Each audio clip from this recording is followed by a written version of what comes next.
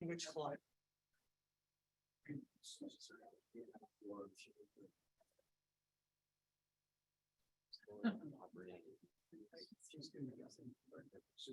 I just heard it. I just really clicked on.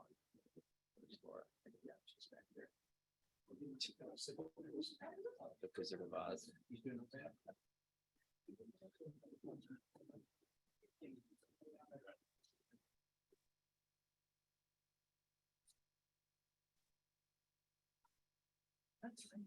That's impressive. I know. I think it's really inside. Getting on the spots where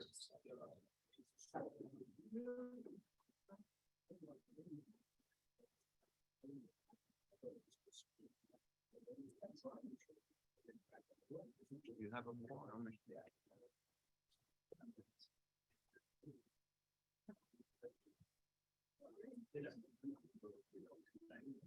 Just get it going. All right, good evening, everybody. We're gonna call this meeting to order. And we're gonna rise for the flag salute, please.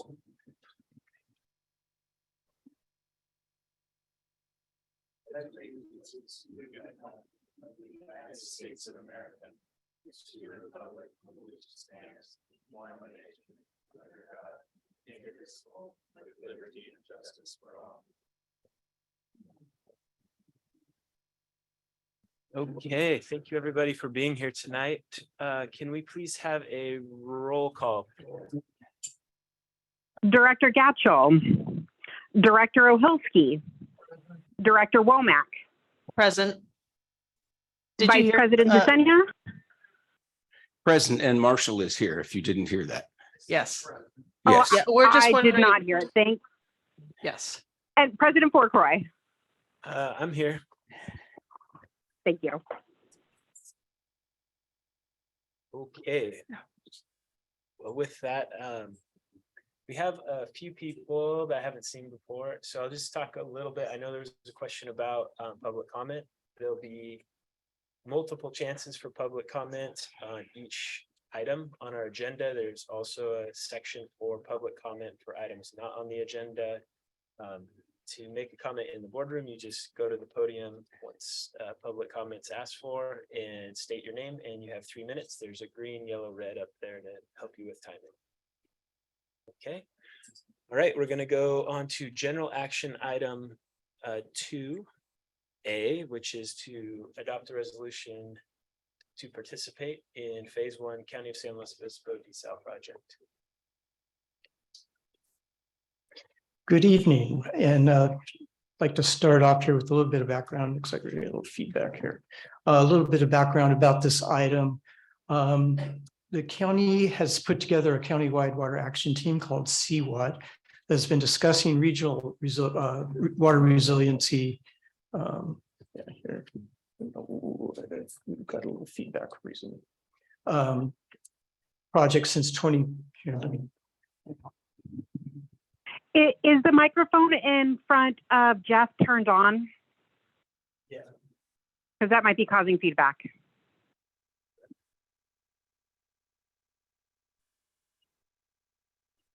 Thanks, Laura. There we go.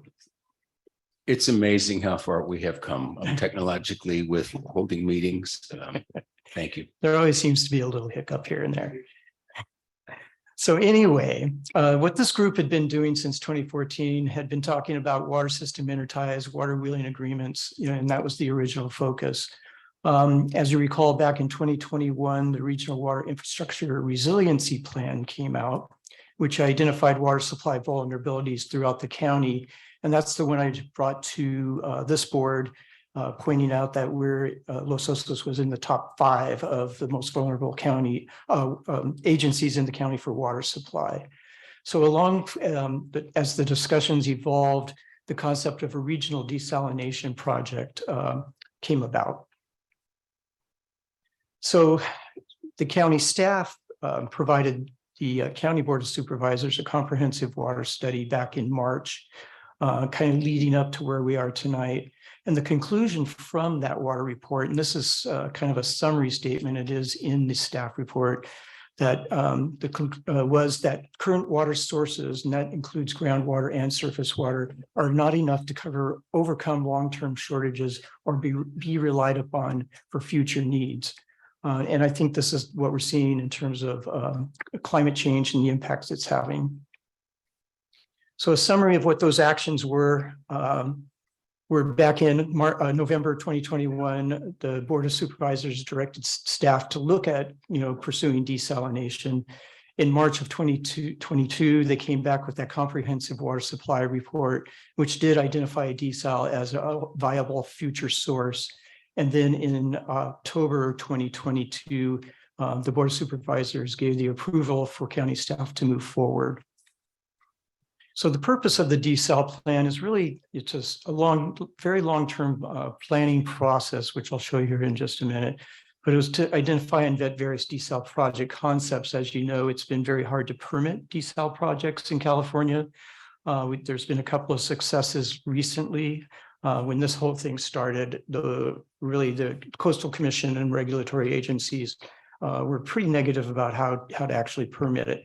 So that's why this long-term approach is going to look at what is that next generation of water supply project, including desal.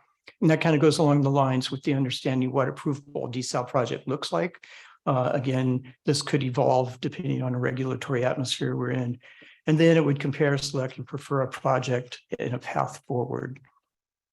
So I know this is kind of small, but if you're looking at the left-hand side, that's where we are today in phase one. As you can see, there's 5 phases envisioned for this, with a planning period of about 20 years. And this is a very realistic, planning horizon based on, experiences we've seen throughout the state and in San Luis Obispo County to get water supply projects planned, developed, and implemented. Like the Nacimiento project probably took about 15 years to realize.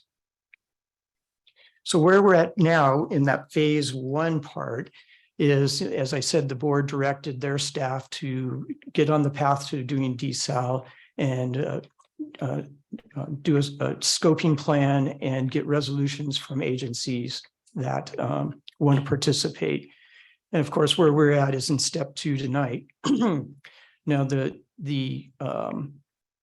cost to be in phase one, there is no cost for any agency to be in phase one. And it appears from our last CWAT meeting, every agency, even up into North County, is going to participate because there's really no downside or cost. But as we move forward, there'll be tougher and tougher decisions, but there will be off ramps, so to speak, as the project moves forward. I did want to say we took this to the UAC at their last meeting, and they unanimously recommended that the board support the desal plan. And so with that, I can answer any questions. Okay, do we have any questions from the board on the desal project and our participation in phase one? I think just a quick comment, it was also discussed at the FAC meeting last Monday, so they were supportive also. Yes, thank you, Marshall. For me, I think it's great that we're doing this type of strategic planning and looking forward. I think that fits well with our goals as a district and the basin. So I'm in favor of this kind of a planning process.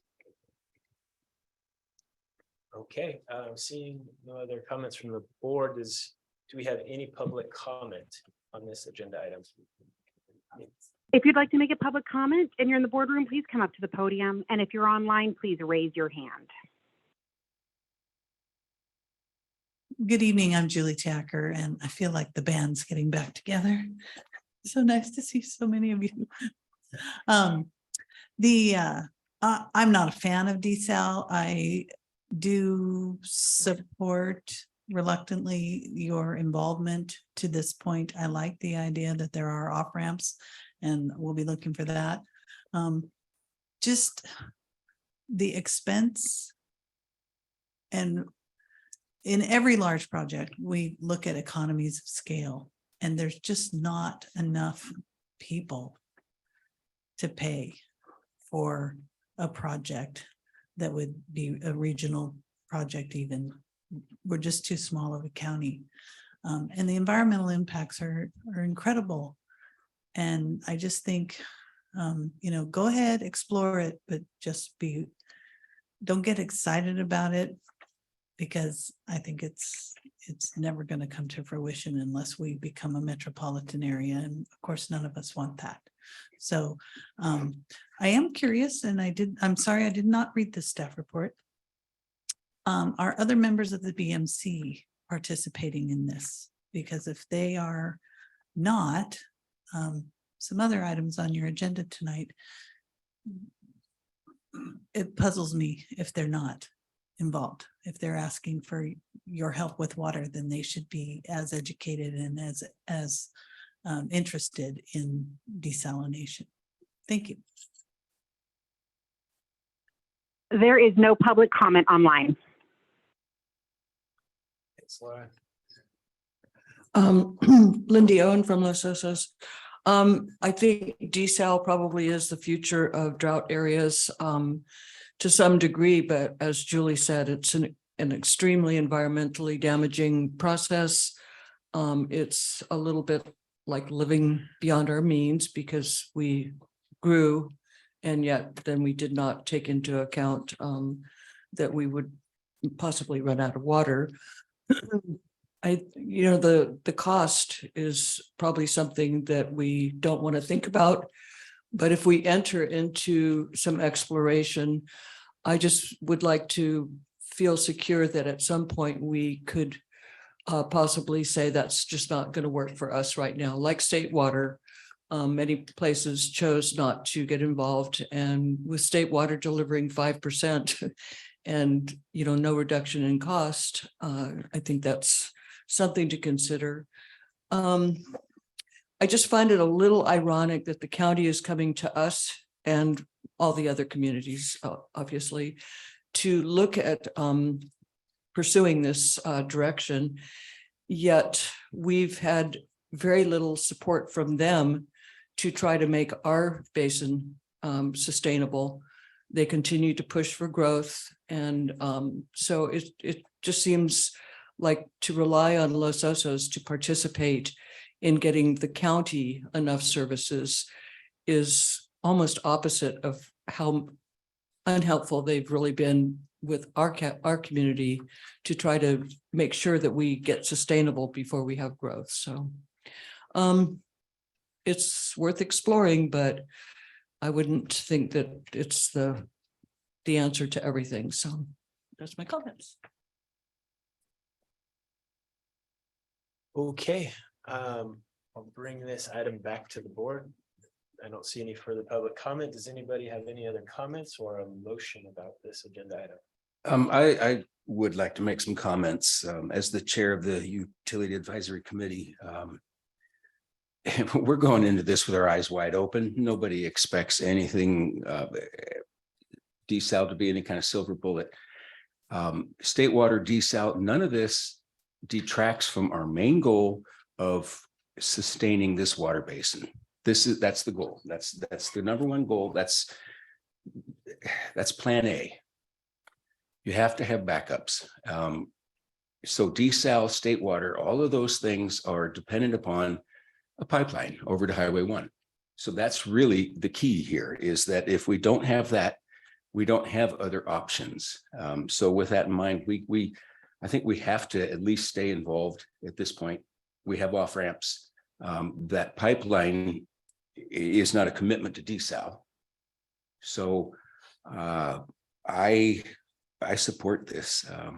At this point, it's too early to take an off ramp. And with that, I would recommend that the board adopt a resolution number 2022-32, approving the district's participation in phase 1 of the County of San Luis Obispo's desal project. Now, is phase 1 still correct? Yes. Okay. Chuck, you're not making a recommendation, you're making a motion.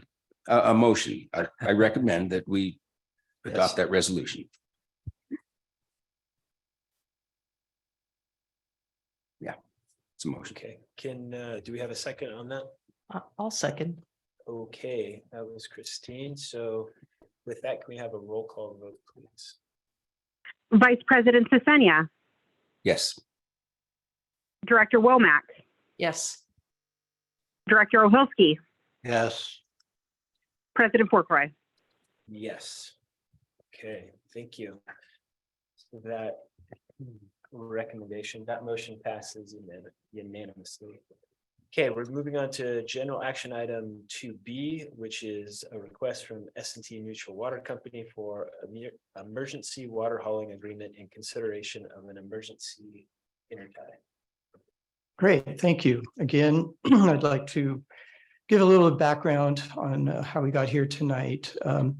And a little bit about S&T Mutual. S&T Mutual has only one well that supplies 179 water connections.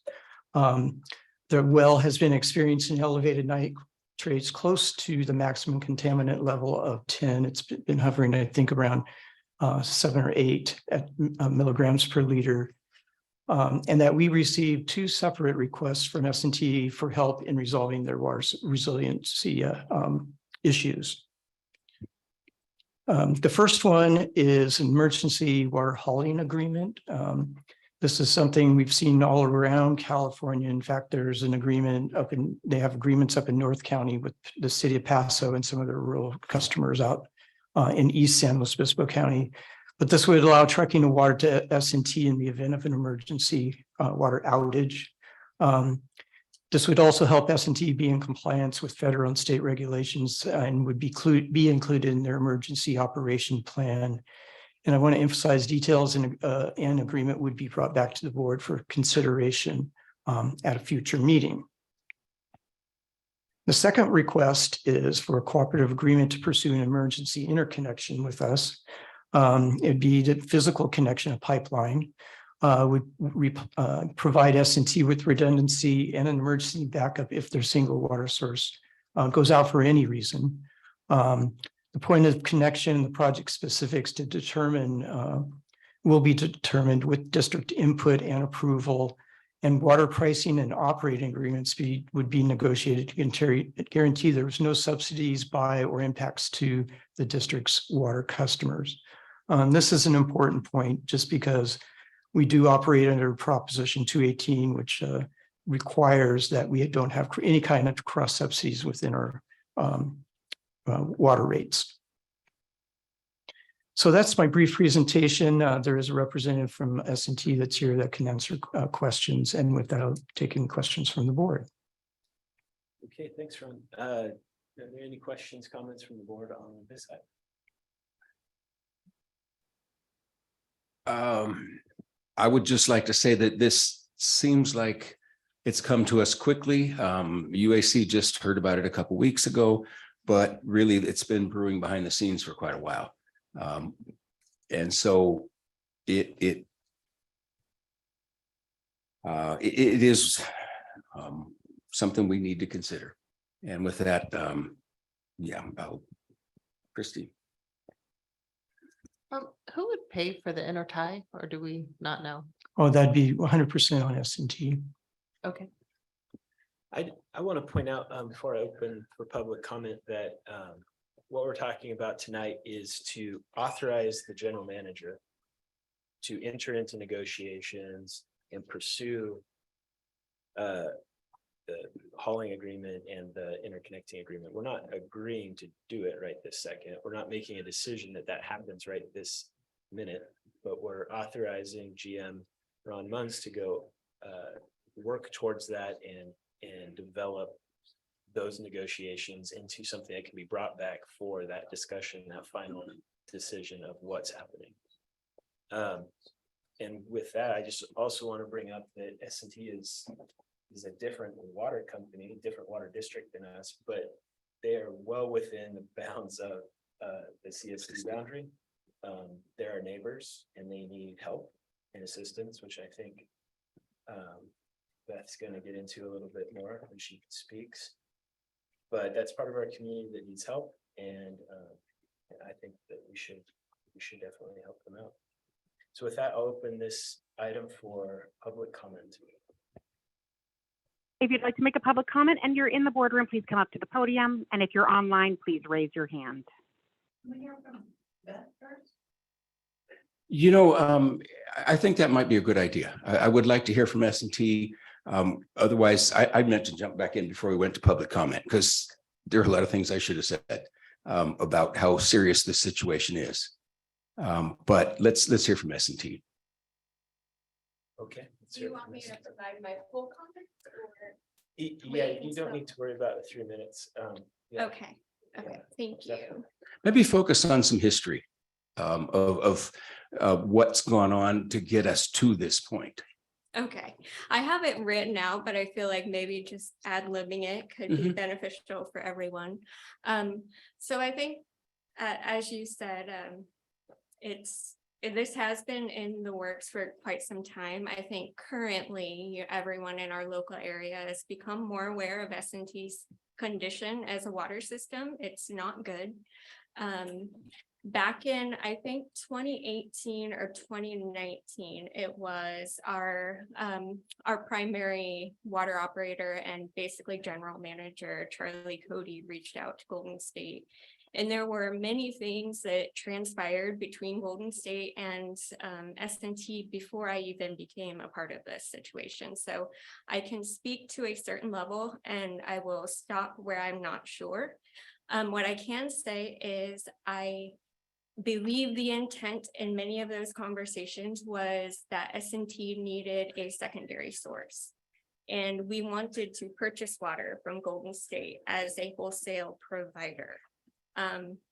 Those conversations did not take hold, and to this day, there is an open invitation to Golden State to reach out to us and negotiate a wholesale connection. At this point, we have not heard from them on that with any interest, and that's okay. We are now entering into the next phase of our redundancy project. We've consulted with an engineering firm who has written a report for us and identified our best options. Number one was Golden State, and as I said, we've attempted that for a few years now, and it doesn't seem to be getting traction. And so it's very urgent that we move on to number two, which is CSD, and that's why we're here. So I guess that's the primary. Is that report available for public review? Yes, it is. In fact, it's on the S&T website, but I can provide it for convenience. Okay. I just wanted to make sure that it was finalized and that it did identify Golden State as the number one option. It did. Okay. I had one question about that, or one thing I think we should highlight is that this has also to do with your water system operating permit, right? Yes, so in the interest of, honestly, S&T is a very well-run system. I happen to have a lot of experience with small systems particularly, and S&T is doing a good job, and they want to keep themselves in compliance and they want to follow all the rules. If you know Charlie, you know that is true. And so to that end, we want to ensure, as Ron mentioned, that we have identified our emergency operations, which currently are not publicly available to anyone, including our regulators. So we want to include in our operating permit what our emergency sources of supply are, to include anything that might be. The connection with Golden State. So I will take another step back. This was in my written comment and I haven't gotten to it yet. It is written out in our 1978 agreement. It does exist. It was created as a mutual aid connection when S&T itself had redundancy. We no longer have that, and the nature of that interconnection has changed. In fact, it is not even there. It's not physically connected, and it is something that will require a approved design and backflow by Golden State before we can embark on actually constructing that interconnection. And that is a completely amicable conversation we've had with Golden State. We understand what they need and what the terms are. It's not contentious in any way. So. Okay, thank you. So it's my understanding that the CEQA clearances and things that would be needed for projects under this would be handled by S&T. So what we're agreeing to is to let the connection happen.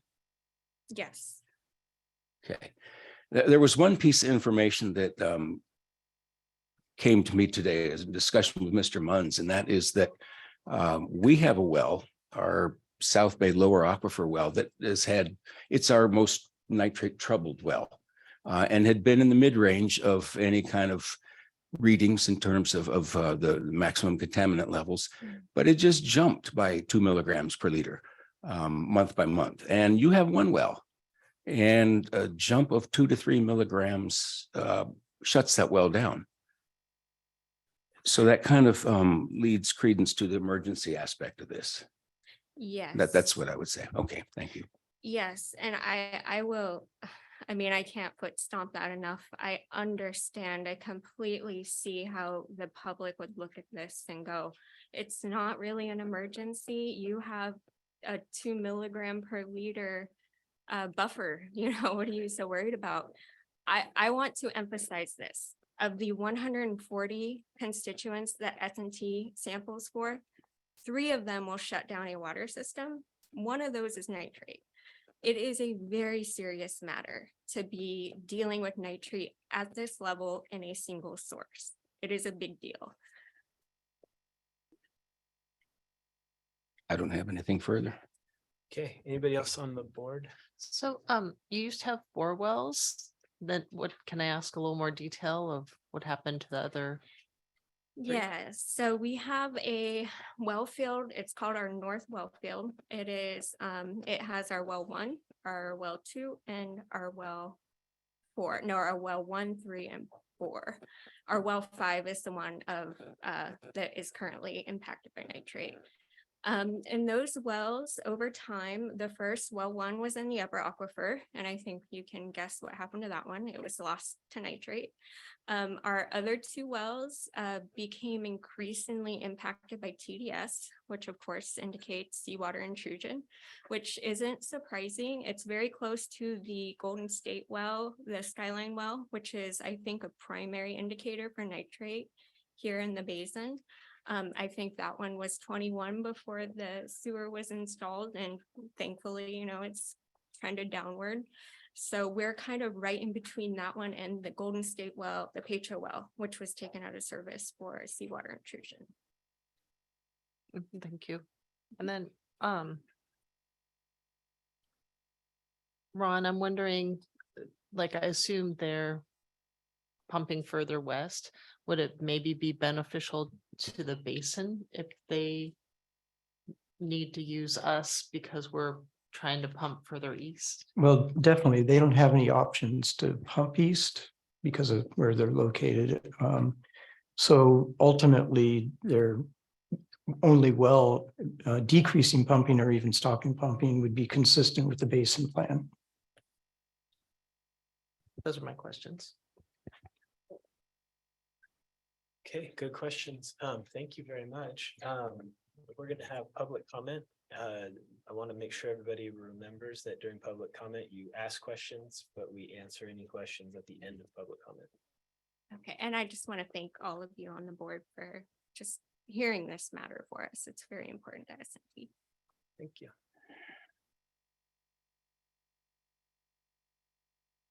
If you'd like to make a public comment online, please raise your hand. Lindy, you're good to go. Okay, Lydia Owen again. Yeah, it is very discouraging to see that the one well that they depend on is getting nitrated. We have brought that up. There are reasons. Most likely the nitrates are coming from an unsewered Cabrillo Estates, horse farms, and a golf course that uses high-end fertilizer that adds nitrates. So I guess my question might be whether there's been any progress with regional board to get, and I know this is all long range planning, but I think all of Cabrillo Estates should be on sewer. It's an optimum situation for them since they're going to have to be putting high-end septic treatment in anyway. So that aside, it feels discouraging that Golden State is not. I thought that the years that I've watched the water activities locally, we've had interties and everybody's cooperated with each other. It's the same basin. It's just who runs the pipes and collects the money. So I find it really wrong that Golden State isn't being more helpful. The Palisades well, which is the proposed well that we'd be taking the intertie to, that well is slowly dying. So it's, big planning for a well that's maybe not going to be there long enough to be a safe source. And we're trying to move eastward, definitely. So Palisades may not be a great well. So, and I know that Golden State has different tanks and wells in the area. So is there anything that that we can do to encourage Golden State to interact with them?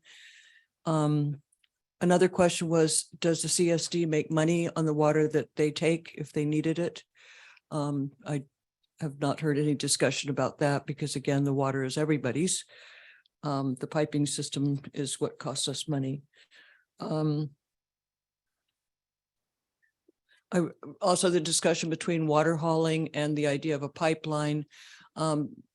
There's a lot of environmental air damage, air quality damage, pollution, et cetera, from both activities. So it's just something to consider if there was a chance to get a shorter intertie with Golden State, or I guess we're further away than Golden State is. Anyway, and they're stuck with a $2.5 million project, which again, we're all paying through our water bills as they are to treat our water. Where those nitrates come from shouldn't be their responsibility. Thank you, Lindy.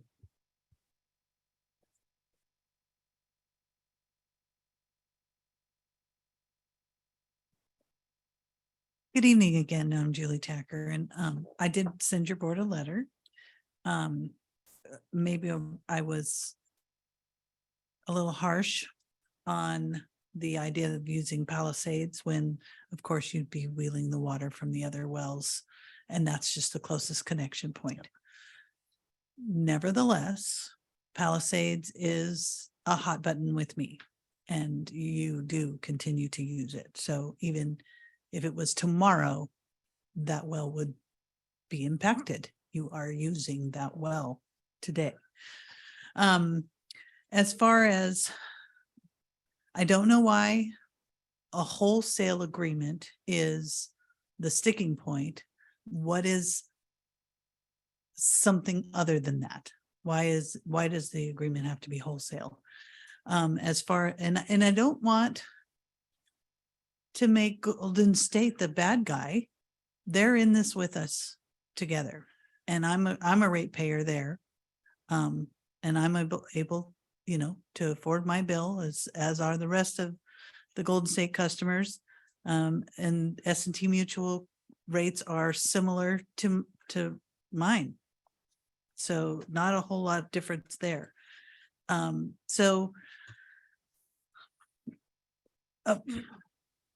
The intertie is mentioned in the basin management plan projects that is already established, or sounds like it needs to be better developed, but that estimation is just $30,000. It seems like that could be done quite quickly.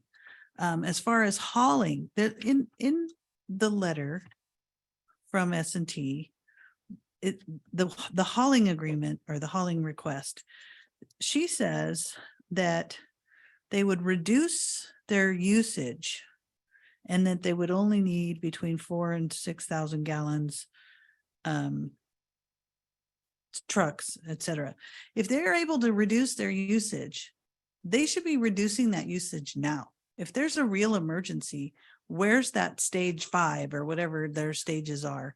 Because they're the ones that are pumping, that are pulling the plumes of nitrate towards them and the seawater towards them. So they should be on the strictest conservation as they can be. I understand that this is really just asking that your general manager begin negotiations. Probably my largest concern is the bandwidth of your general manager. He has plenty to do. You just signed him up for the desal project. You know, there's a lot of things he has to do, and this is a complicated one and may take quite a bit of his time.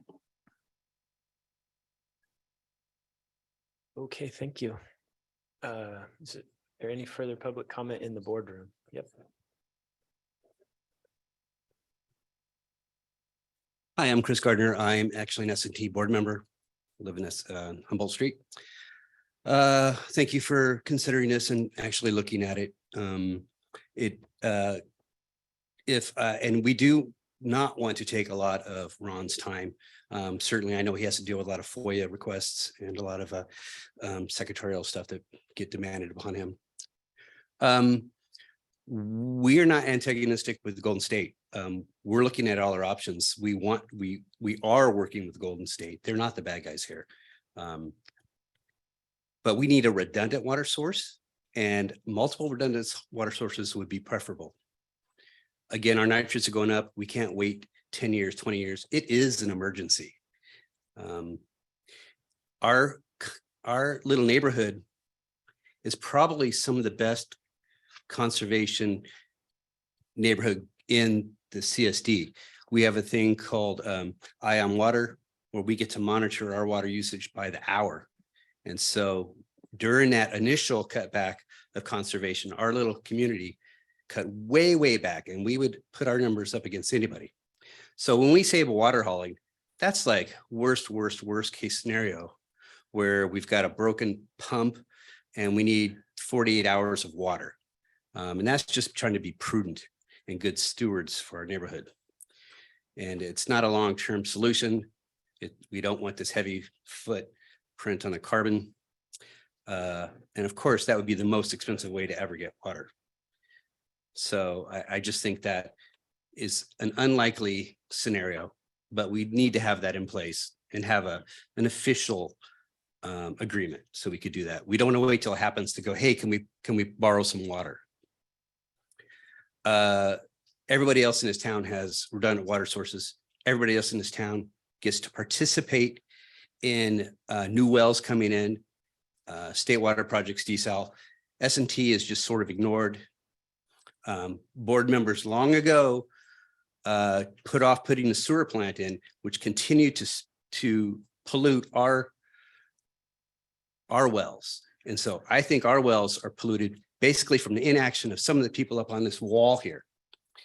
And so my feeling is that what we're asking is just a little bit of time and some consideration. So, and I would be happy to take any questions as well. Okay, thank you. Do we have any public comment online? There is no public comment online. Okay. There's a few questions in there, Ron. Did you catch any of those by chance? Julie kind of answered one of them, that Lindy said that the Palisades well won't be impacted directly by this project. You know, we operate Palisades at a bare minimum to have it there as backup until we get Bay Oaks Program C well online. And then we're pretty sure we can start phasing that one out. The other one, will the CSD make money? No, we are not a for-profit organization. So any negotiation we make will be full cost recovery, but not making money. And then some of these that Julie was bringing up is really, I think Chris was talking to some of them. That, you know, we don't have control over. I think in the agreements or how we operate, that's still to be determined. You know, what's a water emergency? What, you know, there's a lot of things in there that we have to unwrap. So those are the main ones I picked up on. Yeah, that matches my list. Okay, thank you. Okay, with that, I'll bring it back to the board for their discussion, or does anybody have a motion on this item? I have one more question for Ron. So in this letter, it says they're asking for a tier 1 water rate. What do you think about that? I'm okay with tier 1, maybe if it follows our plan per capita, but if they go Well, I think that that's premature. Okay. Like I said, it's going to be full cost recovery, so it may be like a tier one, because what's in our rate is full operations, meter reading, other things besides just pumping water and pushing it out.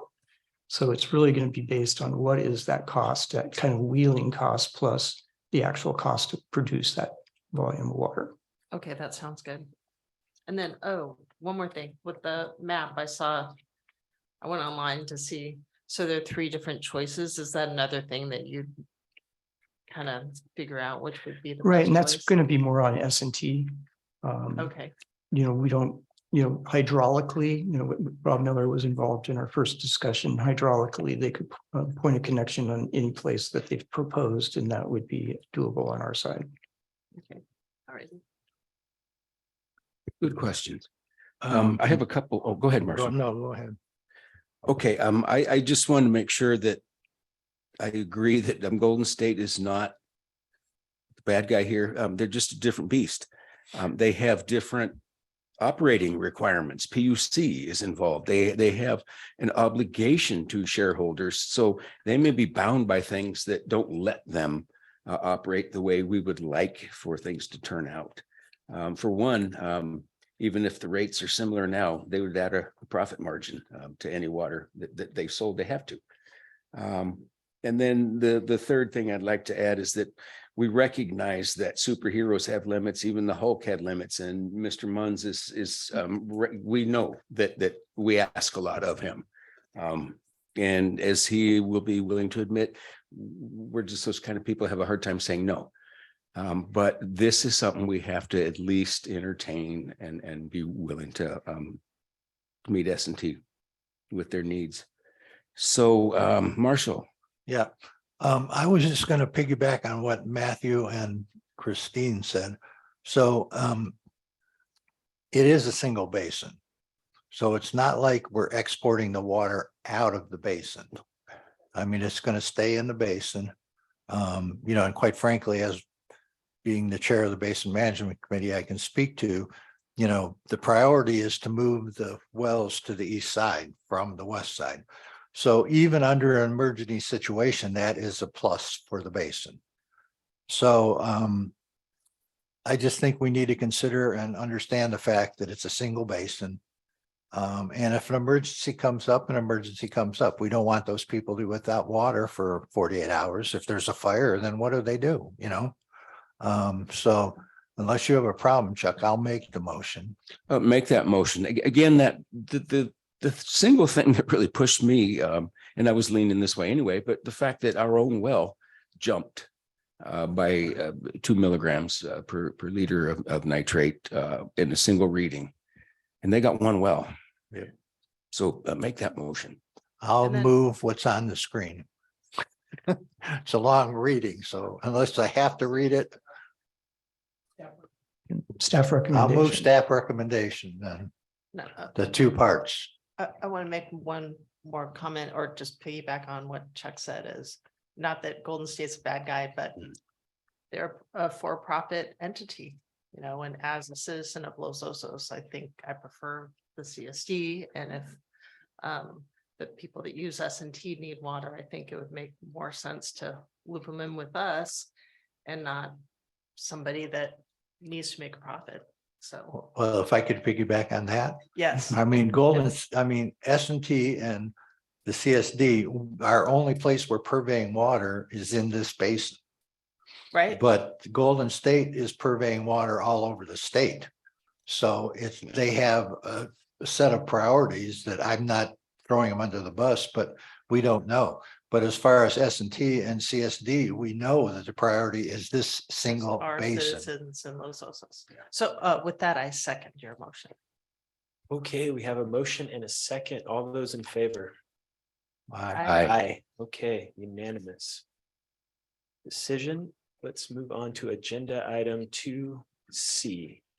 Discussion on a request for Los Osos to incorporate into a city.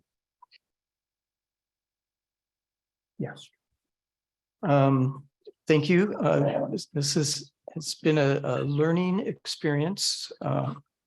definitely didn't know that much about incorporation or the process of incorporation until we received a letter from the committee to incorporate Los Osos back in September. Julian Metcalf, our former Ministry Services Manager, was still on board, and we spent a long time talking about how to put together information to present tonight at this kind of setting. Julian did move on from the district, but he has stayed under hourly contract with us. So he continued to work on it. That's why he's up here today and was part of the process. So anyway, I mentioned the letter that we received back in September, talking with President Fourcroy. We decided it would be good to put it on the agenda. And after staff, that was me and Julian, initiated the research of laws, regulatory requirements, and guidelines for incorporation, and this included a consultation with LAFCO staff. That's the information that we've put together for you tonight. So with that, I'm going to turn this over to Julian to kind of go through the remaining parts of these. Absolutely. So I'm just going to give a high level here review, and then I'll be available to answer any more detailed questions.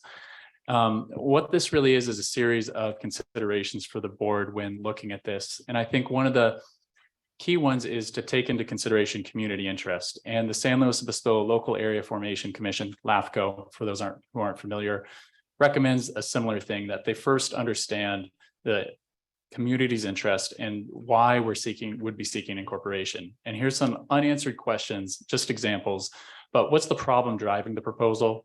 What's the county's role? And is the county willing to address the problem? How is the community changing? What is the community's capacity for self-governance? And how are services currently provided, and how would they change under incorporation? Another one of the key considerations that comes up is revenue. And I'll try and keep this jargon free, but there's state law that requires that a proposed city demonstrate 3 years of sufficient revenue and reserves to provide public services and facilities at roughly the same level. In 2011, during the state's budget crisis, they introduced a law that reduced the revenue available to newly incorporated cities. At the time, there were 4 newly incorporated cities that have since resolved this in state law, but for any other future proposed incorporated cities are still have this revenue unavailable. Currently, the county receives the equivalent of this revenue. So to provide the same level of services as today, Los Osos would need to generate what I estimate to be $1.7 million per year, or $118 per resident. Now, this is a rough magnitudinal estimate. It is not specific. It's based off of state averages of what other cities are generating on a per resident basis. So it could be calculated a bit more specifically, maybe with the assistance of the county, but this is just a rough idea of what the gap would be to get to the same level of what the county has, but this proposed city would not have available. In my opinion, and given the state's history of several decades of reducing revenues to local governments to the advantage of the state and the disadvantage of local governments generally, I think it would be difficult to change state law, not impossible, but the past few decades of history suggest it would be a challenge to do something in favor of newly incorporated cities. The rough cost of an incorporation proposal by the district, we believe, could exceed $200,000 for studies and staff time.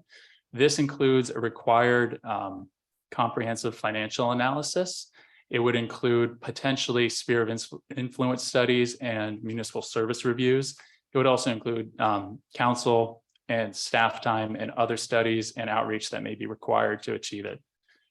Again, this is also not a precise number. It is a rough magnitude, but at the time, the district does not have these resources budgeted to fund the effort. There's one side note here. There's an advantage to a community group pursuing incorporation as the formal proponent. In state law, if the effort is led by a citizen group and they have 25% of the community's registered voters sign a petition, the state could, and I want to emphasize could because the law does not specify it's a requirement, but and I believe the state legislature would have to approve this. They could provide a loan to the group, which could be forgivable if the incorporation proposal does fail. And if it does succeed, they would have to repay the loan. The district would not have that available to them, but a citizen group would. If the district is serious about pursuing incorporation, it could start with outreach to the community to better understand the interests. That would answer some of the initial questions that we raised and LAFCO would raise. One idea too is to partner with the county to understand the current spending within the community and estimate current revenues that would be generated. This could work out many different ways. You could estimate it from the outside, but working with the county would give you an advantage of getting a more accurate figure. It could be surprising that they're spending less or spending more, and it's really difficult to say beyond speculation without partnering with the county. And then, of course, if the district's serious, communicating regularly with LAFCO to ensure the planning for the proposal is following their guidance. They are a key stakeholder, the key stakeholder in the process of approval. And so working with them early would be key. There are a few alternatives to consider to incorporation. Of course, partnering with the county to understand the needs and spending in the community. If it comes out that the county is spending less than anticipated, there's an opportunity to advocate for more spending, of course.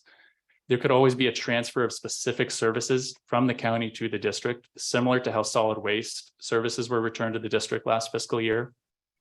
There's also an opportunity, and this is a bit more of a long shot, to lobby the state for legislative changes to increase special district control over land use and planning authority. It's my understanding this may have been tried in the past. And it is, again, I mentioned politically a bit more of a long shot, but if that were of interest, I would recommend partnering with the California Special District Association, who has an extensive lobbying network that could help achieve that goal. And then finally, there's an opportunity to consider greater partnerships with neighboring cities such as Morro Bay to solve problems with a joint powers authority if appropriate. Great, and we'll take any questions. Okay, thank you, Julian. Bring it to the board for questions and comments. I guess my basic question is what's the beef with the county? I mean, there obviously there's something there that there's a dissatisfaction with service from the county, and we need to know exactly what that is. Yeah, I wanted to speak a little, not necessarily to that, but in that line is, I think it stems more from a dissatisfaction of governance. I think it stems from a dissatisfaction in governance more than necessarily level of service. Like in particular, a simple question to ask right now is, who's our supervisor on January 1st? I think we get a lot of different answers in this boardroom. I just don't see how incorporating would. But I think that's where Okay. that's coming from. Yeah. Well, that is one of my questions, is how would that change? Like I read in here somewhere is about what they did with redistricting, but they did their own thing. Like, I don't think if we were incorporated, it would have changed what they did. Like, I don't understand what problem this is solving. And I guess my other question is, who's behind it, who's advocating for it, and how many people are on board? Because I haven't been hearing about it in the community. Yeah, good questions. Well, I'm pretty sure we're gonna get public comment on that. Yeah. I'm gonna save my comment until after public comment, but just as background information, which there's a lot of, I am on LAFCO, so I do have all the knowledge of how this process works. I was also involved when Los Osos looked at this like 15 years ago, and it wasn't found financially viable because we weren't operating enough weren't generating enough tax revenues. I was also involved because I represented as the attorney for the largest owner of commercial property in Napomo when Napomo went through this process, and Napomo was not generating enough income to make a viable entity at all. And what they would have to do based on the financial analysis that was provided was either build a ton of more hotels because you get the TOT from that. Or the second biggest generator of tax income is auto dealership. So my client, who was Williams Brothers Market at the time, and we owned the biggest parcels right off the freeway there. The local people that were supporting the incorporation wanted us to close down the part on the south side and put in a used car dealership because of the revenue that would be generated. And it wouldn't be just a small facility, it was going to be a huge facility. And we would get the income would be generated from the car facility, and then they would come back there for service, et cetera, et cetera, et cetera. So there's a lot of considerations, but the primary one is I just don't see, based on my knowledge of Napomo and my knowledge when we went through this process before, I mean, we've actually have less commercial property than we did then. So I think we're going to be generating less tax revenue. And just to answer your question about the county, the counties, I mean, you're basically looking at 3% of the tax revenue, the property tax revenue here. And the county is going to keep, they start at 1% goes to them. And when I worked on the annexation of San Luis Ranch to the city of San Luis Obispo, we ended up with 1/4 of the tax revenue from the property tax. So the county ended up with 2 3/4 because they just don't want it. That's money in their pocket and they just don't want to give it up. So anyways, those are just general type comments based on my experience, and then I'll add some more details after public comment. That was one of my questions too, is would we receive a bigger share of the property taxes? Or I That's mean, it seemed that negotiable. It was also dependent on if we took over other services, I guess, or I'm curious how that would work. Yeah, it would depend on the services that would be transferred to the city or proposed city. Right, but for example, water would automatically go. The question of would the sewer plant go or not, I mean, that would be a big. And then that's something we can try to go for without incorporating.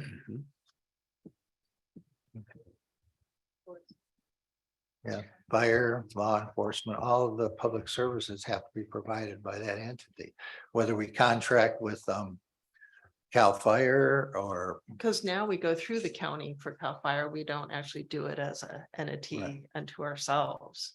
But Pismo Beach, for example, they directly contract with them, so So we can see what that looks like. for fire.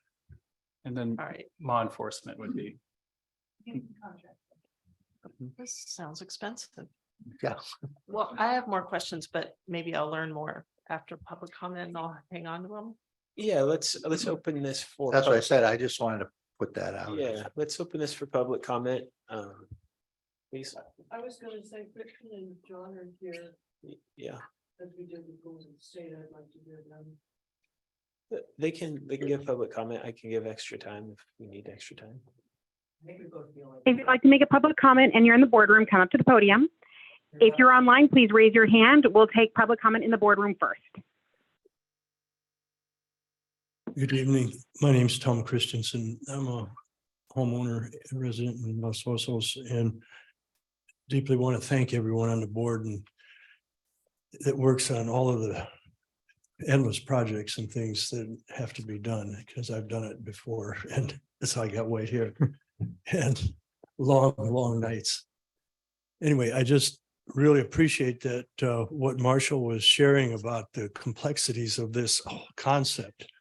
And that I'm not sure exactly who's on the committee or whatever that's been established for that. I'm just a general engineering, building contractor, real estate broker and commercial real estate for 45 years. And I'd be happy to volunteer to be on that committee to help out. I'm trying to figure out if that's a win or a lose situation, because it's really complicated. And I think Marshall just barely touched the tip of the iceberg on some of the stuff that we'd be looking at, and it's going to take a whole lot of research before anybody could even start to think of making a decision on something that size. Thank you so much for letting me share my thoughts, but I sure don't want to end up in a worse situation. And it's going to take a lot of research. And Marshall, I really, really appreciate what you had to say. Thank you. Thank you. Other commenters?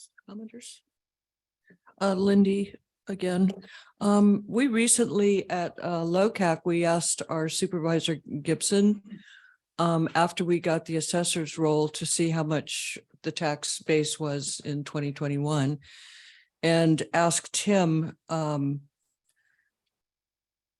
pretty much how we would be able to better access some of that tax roll, because it has gone up a lot. Houses have sold, $200,000 house is selling now for 600. That tax base, we felt like there's a huge increase in the sales revenue that they're getting in the tax base. So we wanted to know if there was any excess money that we might be able to ask for some improvements. Like, I mean, we still haven't resolved having to put new chips in the playground here because the county wouldn't do it, couldn't afford it, didn't want to do it. These things that maybe make some people want to be a city and take independence. So anyway, and what he explained was that you cannot break it apart from how much each community pays to have all the services that they have. And he said it would be a nightmare to do it. So as Marshall was saying, there's a huge amount of complexity to where all the money does go. I would like to see us put more effort into kind of sitting down with the county and asking for a little bit more of that money back to help. We don't have a park really that, our park maintenance, we have to have volunteers from the community go plant trees and put chips down. So I feel there's a intent to look at becoming a city so we have control over our destiny. But at the same time, I don't think we're ready for that. And it doesn't seem like it's going to go anywhere. If anybody wants to look at it a little closer, that's fine. But I think it's way too past a possibility in this day and age. Thanks. Thank you.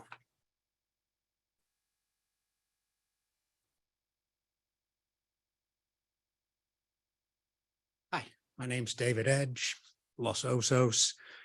I was on the other side of the table from Marshall a good many years ago. And I was the county administrator here. I've been doing this business. I've been in the business for 40 years, long since retired. There's a reason why there hasn't been an incorporation in the past 20 years. It's because counties got pissed off with incorporating cities taking their revenue. And the legislature said, geez, you're right. Basically, it doesn't make sense unless you can figure out a way to get a big box store generating a huge amount of sales tax. And that isn't going to happen in Los Osos. I think Ms. Womack put it best. This is a solution in search of a problem. You're not going to suddenly control your destiny in any great way. Maybe you get planning authority here, but anything you do is going to be second guessed by the Coastal Commission. So how much are you controlling your destiny?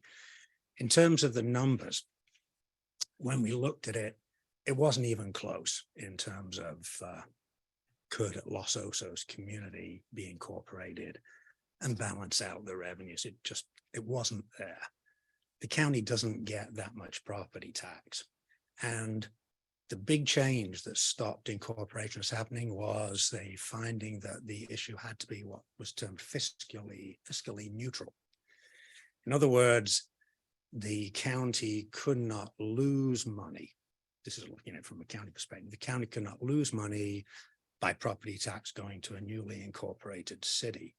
Now, the simple reality of that, if I can explain it to you in very simple terms, let's say that the sheriff's service is costing you, for the sake of a figure, $100,000, and that's $100,000 of property tax. And you say, well, okay, we'll take the sheriff's service and you give us the $100,000 and then we'll pay you the $100,000 for sheriff's services. It's great, except that $100,000 is not what the county is going to save. The question is, what's the county actually going to save? Are we going to lay off a deputy? Are we going to eliminate 10% of the sheriff's salary that's attached in overhead, 20% of the lieutenant's salary that is attached in overhead? Wasn't going to happen. So again, just using a number for the sake of illustration may cost $100,000.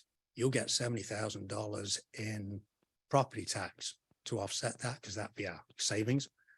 And then if you want to contract with us, you're going to have to come up with another $30,000 to give us the $100,000 it costs us to actually perform that service. That's just the reality of current law. And as far as I know, it hasn't changed significantly since the good old days we were talking about it. So that's my comment. Thank you. Yeah, thank you for that comment. It's helpful.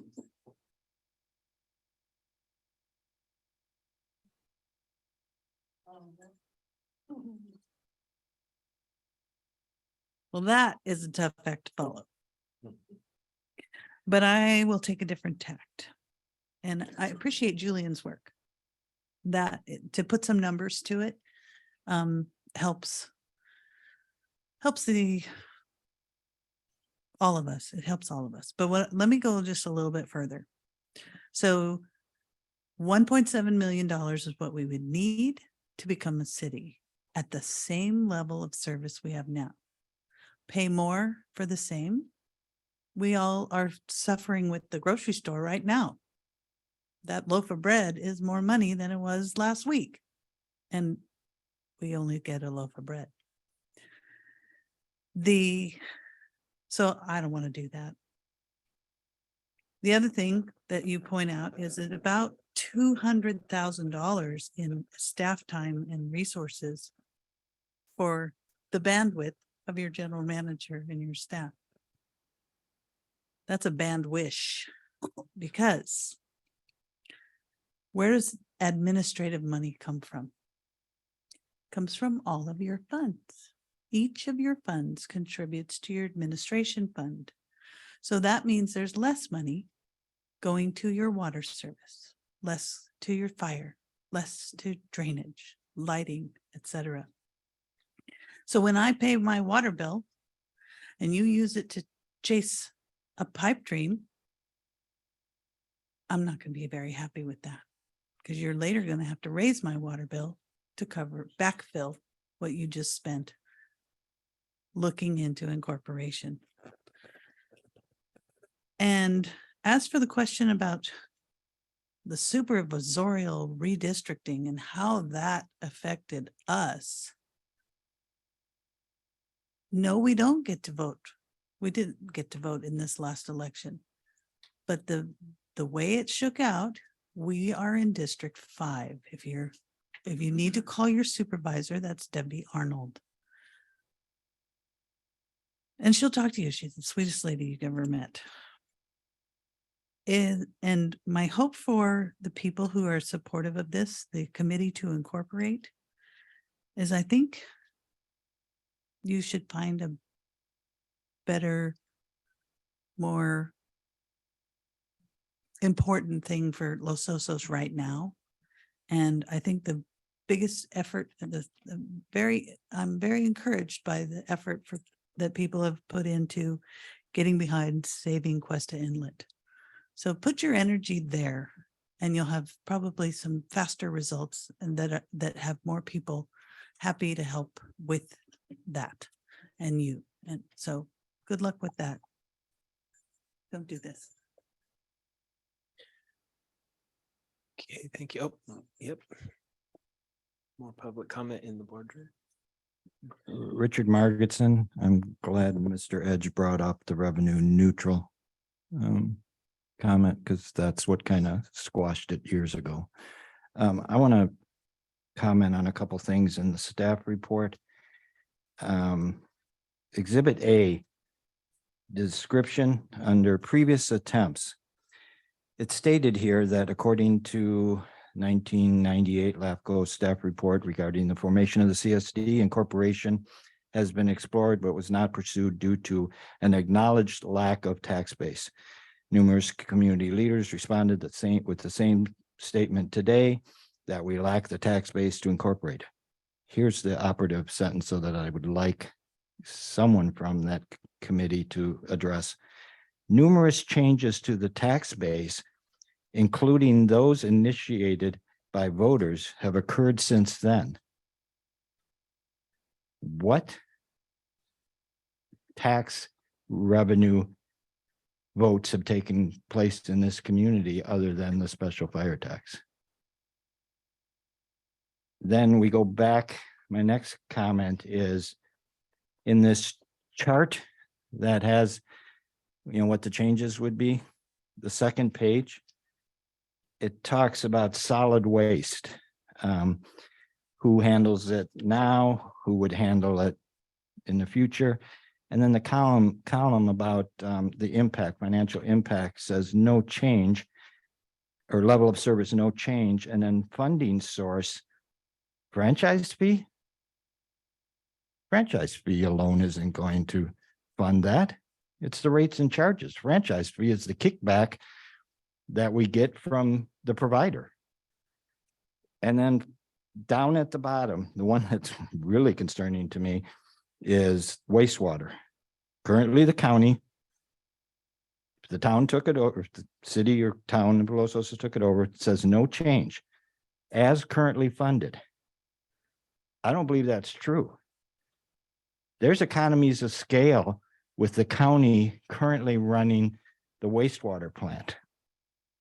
Their supervisor of that facility, that's not the overseer of wastewater in the county, is not sitting there every day, 40 hours a week. They have economies of scale with that plant. If we take it over, we have to assume all of that, all of it, which means rates are going up, folks. Rates are going up. I think this is a pipe dream.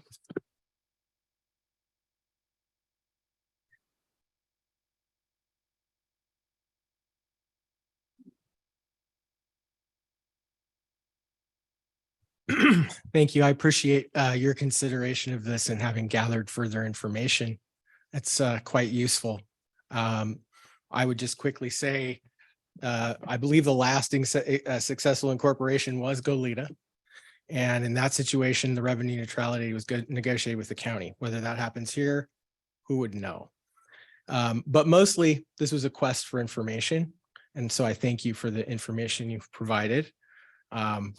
I would hope that you'd like to continue requesting information. No one's mentioned that when Napomo looked into this, they did a short preliminary study. It was in the report that you had. But in any event, I just wanted to thank you for your time and for considering our letter.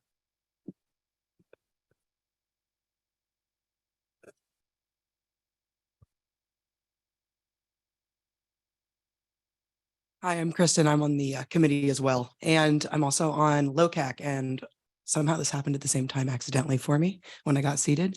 One of my favorite things about LOCAC is almost every meeting, everyone finds out how little resources the county has post 2020 and how we can demand things, and they castigate the county staff and they castigate the supervisors and say, you need to do something. They don't have the resources to do it. This isn't going to resolve. I'm doing business in Santa Barbara right now, and the same issues are happening there at the same scale. And there is no growth one way or the other, not economically. It's going downhill to the point where my husband went down to the state of Santa Barbara union or whatever they, the chamber puts on. And he met with the supervisors there, and they were aghast at how the process was working for us. And they have to personally work on moving our business forward. I'm not about business. I don't know if the county or if the city should grow, if should not grow, whatever. That's up to the voters. But what I will say is that when we say it's a pipe dream, or I think somebody on a comment recently said that, we're, community advocates with, like silly dreams. Well, I want to say John Eric and I are partners in a lot of other things. And the reason that we're together, the reason that I want to get to be a part of this is that every time someone has ever told me it was a pipe dream, what I was trying to do, it's ended up really well. I'm in a national best-selling book for figuring out how to fund stuff. I am the U.S. Chamber's 2022 Women-Owned Business of the Year. People, I did this with no money, with no advocacy, with no help.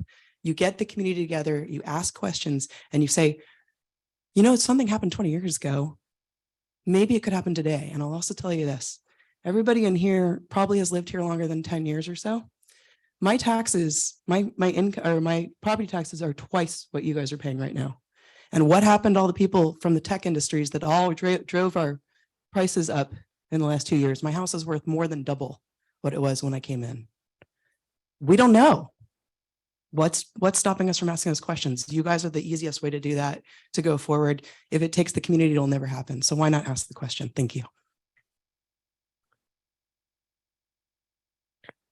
Okay, do we have any public comment online? We do. Vita, you just have to unmute yourself. Okay, can you hear me? Yes, we can hear you. I'm Vita Miller and I live in Los Osos, a long-term resident. This actually came up many years ago. I'm thinking 30 or 35 years ago, although there was no official study done, when somebody suggested we should incorporate and be just like the city of Carmel. And as I recall, there was a lot of groans after that comment was made. That was at an advisory group. Anyway, I will read a lot of my thoughts have already been verbalized, but I will read my comments. I am writing this in opposition to the proposal that the Los Osos CSD begin a process to study the feasibility of incorporation.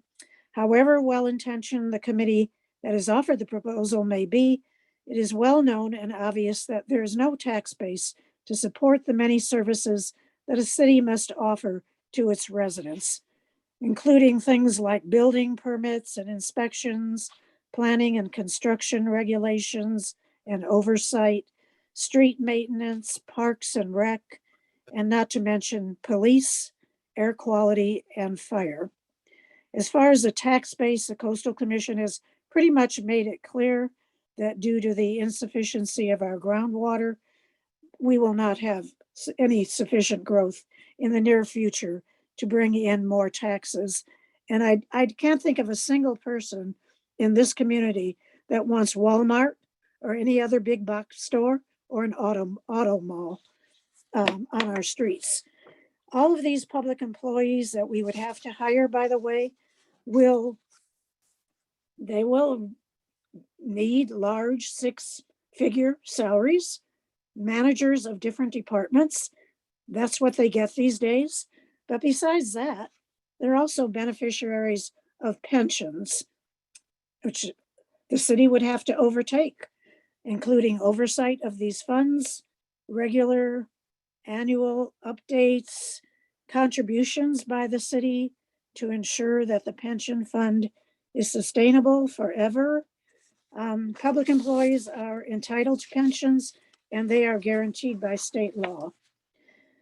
Anyway, please don't embroil our board of directors in this tedious, costly, and time-consuming process when there are so many other worthwhile ventures you can and should be concentrating on.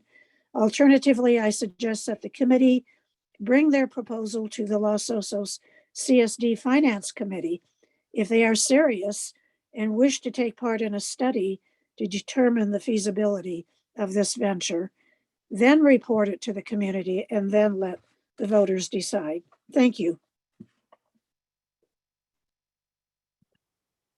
All right, Margaret, you just have to unmute yourself. Yes, hi, this is Margaret Lint.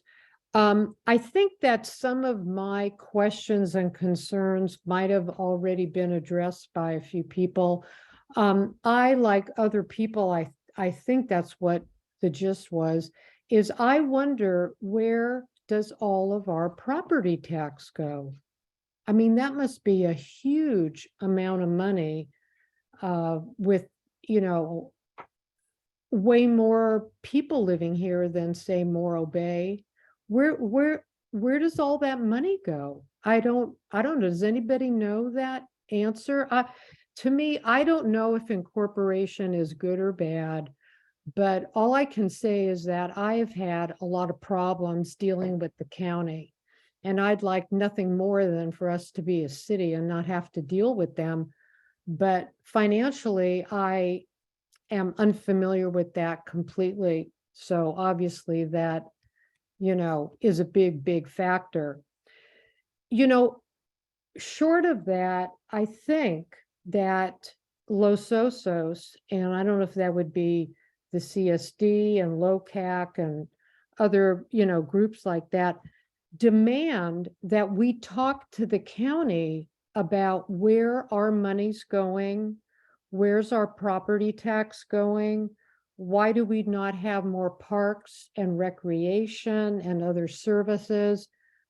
Where is all that money going? And how much is the county making, you know, every year from our property tax? That's public information. I imagine, you know, that wouldn't be that hard to find out, but I don't know. Am I going in a wrong direction here? I don't know. Anyway, that's my comment. Okay, thank you very much. All right, Andrea, you just have to unmute yourself. Great. Are you able to hear me? Yes. Yes, we can. Perfect. Thanks. My name's Andrea Luker. I'm a longtime resident of Los Osos. I would have loved to join you in person tonight, but I'm out of state. However, this is an extremely important topic to me, and I wanted to make sure to log in and comment. I have read the staff report and the attached documents, and I can unequivocally state that I am not in favor of incorporation. In terms of my credibility on the Central Coast, I led an incorporated city as their city manager for a number of years. And I've also worked for a special district located in an unincorporated portion of the Central Coast. In looking at the committees, in the corporation committees information, I understand their frustration, but I don't believe that incorporating Los Osos as a town is the answer. And there are a number of reasons why, but to me, the most significant, and it's already been stated tonight, is the financial ramifications of incorporation. I just don't believe those significant time and costs and one-time costs and ongoing costs were addressed in the incorporation committee. I would say that instead of incorporation, it makes a lot of sense to me that we strategize as a group on how we address and advocate for our needs from the county of San Luis Obispo. While the current redistricting, depending on what side you're on, while the current redistricting issues are unfortunate, we do need to remember that even with a designated supervisor, he or she is only one vote, and it takes 3 votes to get anything done. We know that. If the representative organizations in Los Osos, such as the Community Services District, Los Osos Community Advisory Council, LOCAC, and other prominent groups could funnel their energies to address and advocate for our community needs, I really believe we'd make much more progress than trying to incorporate. I believe the Los Osos CSD has done a spectacular job of moving our community forward after our sewer woes, and I would strongly recommend that we rally with the CSD and other prominent local groups to get what we want and need. Finally, and it's been stated tonight already, I'm really concerned about the CSD spending more time and energy and funds to look into incorporation. That's it for tonight. Thank you very much and have a great rest of your meeting. Thank you, Andrea. All right, Becky, you just have to unmute yourself. Okay, Becky McFarland here, longtime resident. I'm just thankful we're having this discussion. I don't know what the right way to go is. It sounds like it would be pretty expensive, but I do appreciate what Kristen and John Eric have done. And I agree with a lot of what Andrea said. We need a way for this community to get together and present things to the county. We have all these little groups doing that, but it just seems like we're all so disjointed, and yeah, a better way to come together. And I don't know if that's the CSD. Many good discussions happen at LOCAC, but yeah, I'd like to see our community come together. And again, thank you CSD for listening, and for those who brought this forward. Thank you. And I have one written in comment from Lona Christensen. It says, my husband and I strongly disagree with any efforts or expenses to apply for incorporation for Los Osos. Why ruin a good thing? Los Osos is wonderful the way it is. Please don't go that direction, especially at a great time or at a time of great inflation and challenging finances for everyone. Thank you. And with that, there's no further public comment. Okay, thank you very much for all the public comment. That was a really great discussion, and it will continue here a little bit. Do we have any more comments? Marshall, you indicated you had some things to say after public comment. Well, now I have some more things to say after public comment. I think that, I agree with Vita Miller, and I agree particularly with Andrea Luker about that there's ways that we can come together to get the goals that we want to achieve, such as the dog park, additional park and recreation facilities. I'm sorry, I'm going to say this word, but pickleball. But there's ways to come together to make that happen. So we don't have to have LoCac over here and the CSD over here and Parks and Rec over here. But I think if we come together and come up with a committee or a group of people that could, do regular study sessions, discussing with the community what they'd like to see. So we may have a group that says, okay, we're going to talk about Parks and Rec tonight. So everybody that's interested, just come and we're going to come up with a recommendation. Or we're going to talk about, well, Parks and Rec is the big thing right now, but we're going to talk about that. But some of the things that came up, I just wanted to touch on really, really briefly. One thing that was brought up that I think is important is about the pensions, because everybody that we employ has a pension. City of San Luis Obispo was on the verge of bankruptcy because of the public pensions. I'm not picking on public employees, Chuck. But I mean, that's one of the things, those are really magnanimous costs that the city has to bear. I mean, if San Luis Obispo is on the verge of bankruptcy because of pensions, I mean, think how it would apply to somebody out here where we don't have quote unquote the big box stores or the auto marts or whatever. Then I just wanted to respond to a couple of a couple of comments. I thought that the comment about the wastewater treatment plant was really well done about how the county operating it, they're not paying 40 hours for the person out here. So the person that's operating the wastewater treatment plant is going to other facilities that the county owns in the county. So it's not like Morro Bay where they're going to be there 100% of the time. So we're in essence sharing the cost for the operation of the wastewater treatment plant with the entire county, which I think was a good point that was raised. The other thing, just two other things I want to bring up briefly. Just if we are incorporated, I just wanted to make it clear to the one question about where does our property tax, and I have trouble dealing with them, blah, blah, blah, blah. I mean, the assessor's still collecting the property taxes, so you're still dealing with the same people. It's just the money comes to us. And then lastly, Lindy, I hate to pick on you, but Bruce Gibson is not our supervisor, which you said. It's Debbie Arnold at this point. And based on what the latest polling the results were on the voting, I mean, Bruce at one point had a 6% lead, and now he has a 27 vote lead, and there's like 12,000 more or 1,200. I don't know. There's a ton of ballots still to be counted, and the final votes will come out next week. But based on the reduction in Bruce's majority with 27 votes now, it may be that we end up with the same majority on the board that we have now. So trying to negotiate a tax agreement with the same board that we have now with the same philosophy, that's going to get us nowhere, quite frankly. But that's something we'll find out next week. But I think that I yip-yapped enough here, but I think the time that we spent already is enough time from the CSD. I think that we've opened up a discussion portal here, and I think if anybody has any questions or comments, they can funnel them through Ron over to the committee, or they can contact the committee directly. So I thought it was a good discussion, but I'm adamantly opposed to this. Yeah, thanks for that comment, Marshall. One thing I wanted to point out, or at least throw out there, is, and it's not the main point you made, but about like the wastewater plant and about, we talk about economies of scale a lot. And while we're talking about that, I just want to throw this point out there that that's a double-edged sword, because you have economies of scale, but then you also have additional layers of overhead that you might not have at a smaller organization.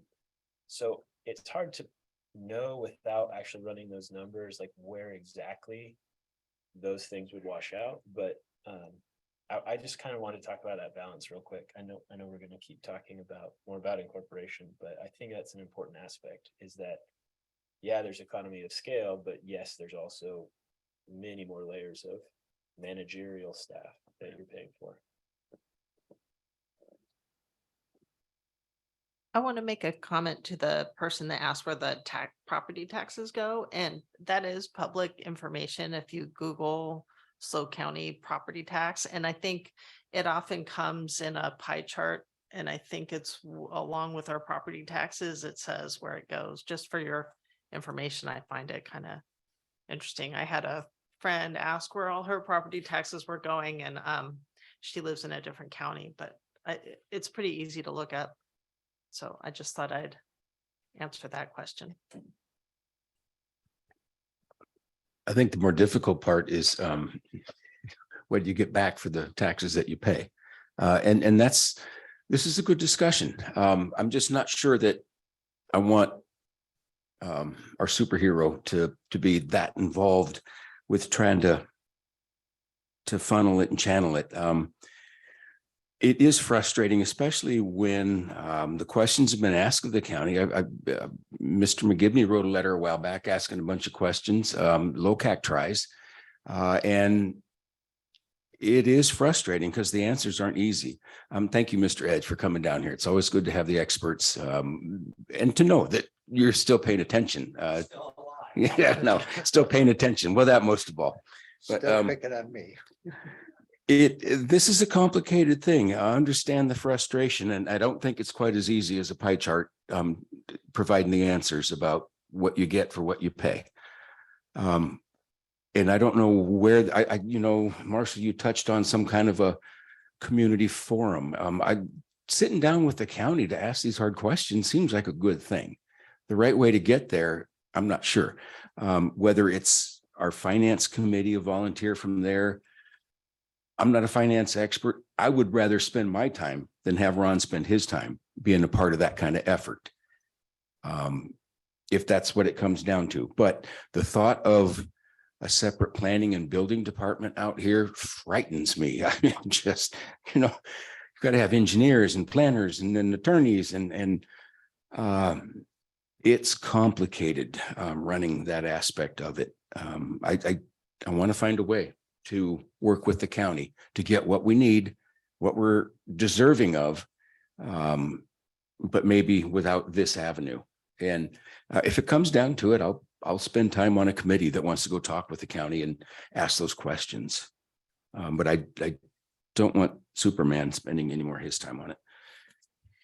Yeah, I think, well, for something like this to become a reality, we would need community support to make that happen.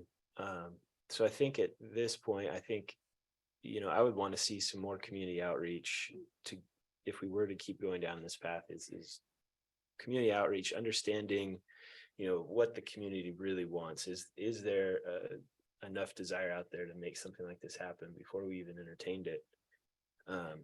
So that was one thing that I had been thinking about, but about, what we can be doing right now, that relationship.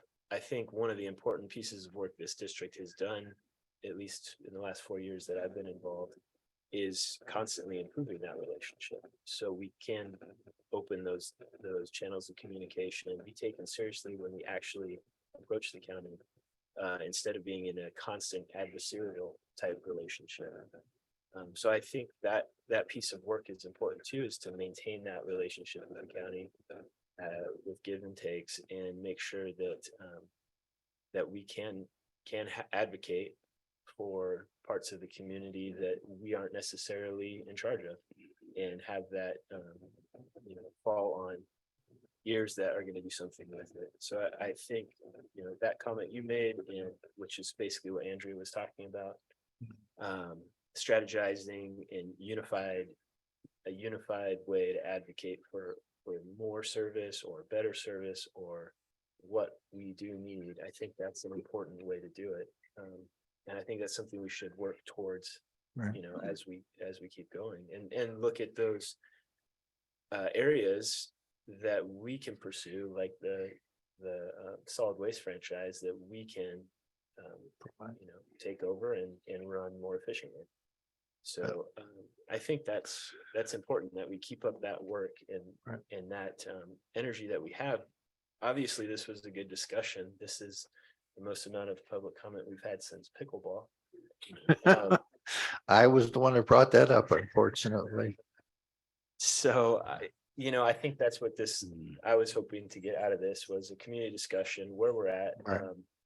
I know from my interactions in the community that there's a lot of strong opinions about the redistricting and about where we're at with that.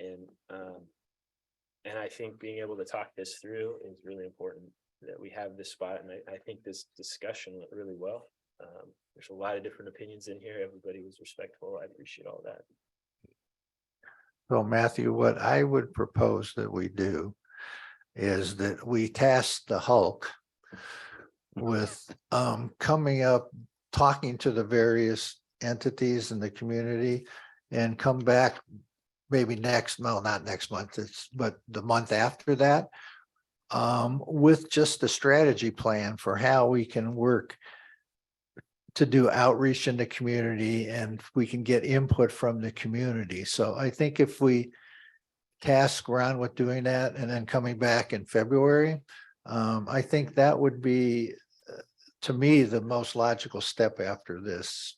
So, I don't think, Chuck, I thought about doing committee and that kind of stuff, but I think I know you have no bandwidth left, Help, but if we can task him with doing that and coming back in a few months, then I think that will give us an opportunity to have further discussions about it and then come up with the idea of a task force or a committee or however we want to deal with it at that point in time. Because there's a lot of complicated things. I mean, there's the fire service. I mean, if you just look at our committees, I mean, emergency services, I mean, that's a lot. Utility advisory is a lot. Parks and Recs is a lot. FAC is a lot. So anyways, that's my proposal. That we direct staff to come back in February or whenever with the strategic plan of how we can do outreaches with the community. So I'll lay that out as my proposal. Yeah, I think I would want to maybe modify that a little. We have avenues for outreach to the community. We have our committees, and that is the way that we get that outreach. I kind of think it's important that we figure out how to, basically it's the district and LOCAC on a lot of those topics. And I think there has to be a way to there's a lot of overlap there and a lot of, No, Matthew, I totally agree with you. I wasn't saying that we would be driving the bus. I'm just saying that Ron would come up with a strategic plan to involve LOCAC and, golfers and pickleball players and tennis players or whatever, just to come up with a strategic plan of how we could move forward to get input and get the community together. But I was definitely not thinking it would be a CSD function other than him putting it together. Got it. Whoa, what's the difference? I mean, if Ron's putting it together, that is a CSD function. No, but we're not going to just say Parks and Rec does this, FAC does that, UAC does this. We're going to talk to the entire community and come up with a strategic plan that everybody's comfortable with. So, I mean, I think outreach is good, but I'm having a hard time picturing what you I'm not mean. talking about outreach. I think that's where the misunderstanding is. Okay. Okay. You're talking about us making outreach. I'm talking about, bringing a community together where we're all sitting down and talking together. We're not doing outreach, but the community is discussing as a whole entity. So it's not the CSD's function, it's the community's function. And then the community can have a discussion about whether they want to do the incorporation approach, whether they want to talk to the county about more Parks and Rec fund, what the So is this strategies like an are. event where we invite the community? Yeah, it's like, that's what I said, like a study session. Oh, I'm not in favor of us leading that. I am not in favor of us being the lead because we will not step away from that. We'll I'm not not be able saying to. we're gonna be the lead. I'm just saying that Ron's gonna put it together. We have to have somebody put it together. We have a citizens group that is advocating for this. Yeah, put it back on them, because Ron's doing enough. This wasn't something that we, I, mean, if you want to go that route, I'm fine with that. I'm just trying I'm, to come like I with- said, I'm willing to sit down with a committee, with LOCAC, with whoever, but I just don't want. I'm fine with turning that over back to the committee. If that's Okay. what you all want to do. I'm just saying that's the approach I would like to do. Okay. I mean, if they're in favor, not in favor, if they're agreeable to it, I'm all in favor of it. Are you agreeable to it?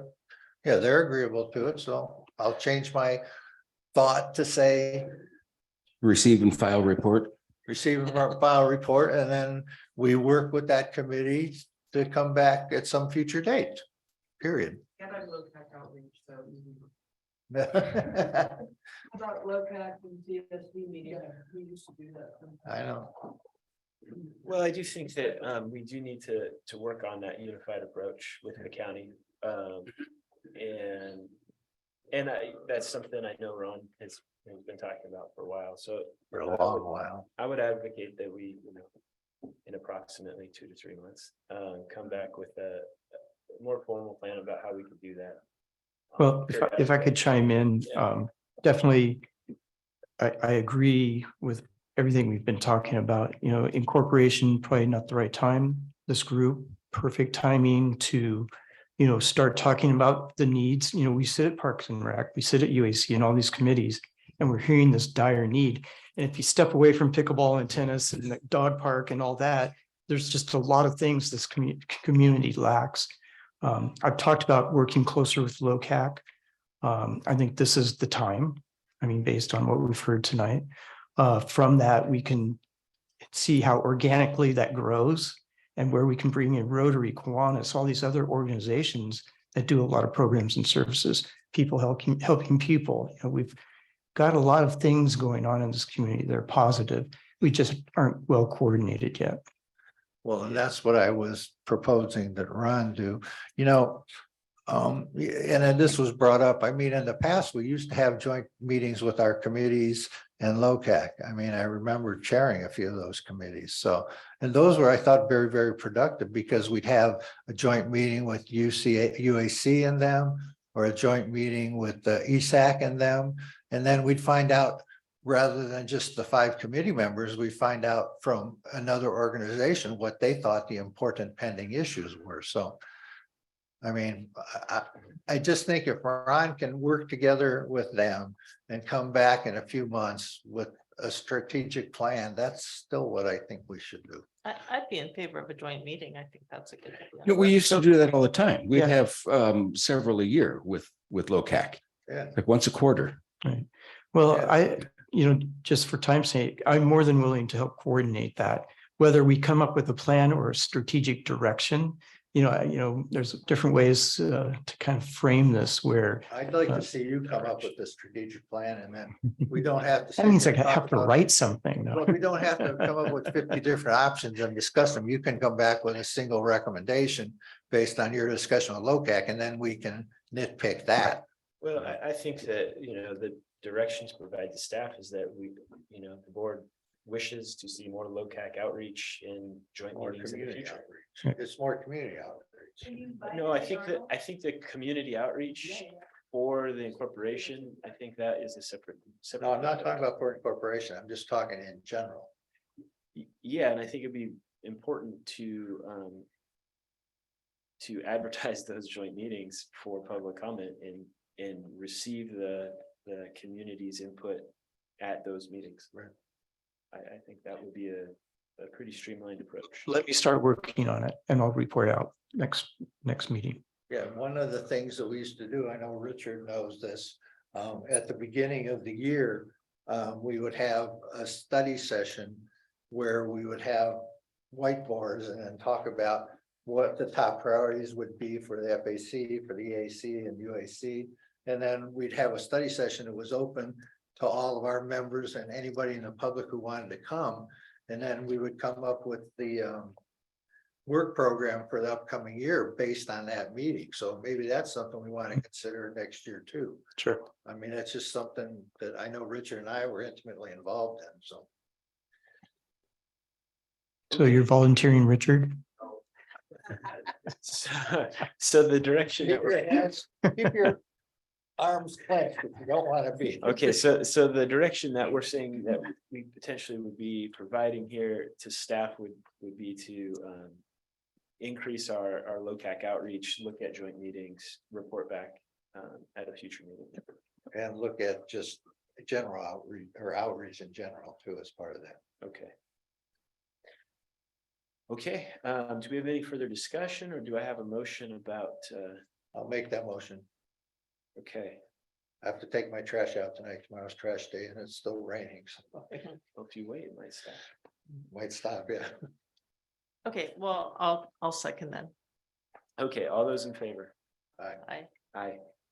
Okay. That motion passes unanimously. Thank you very much, everybody, for that discussion and. Nice to see you, John. Thanks, Julian. Your picture's up here, you know.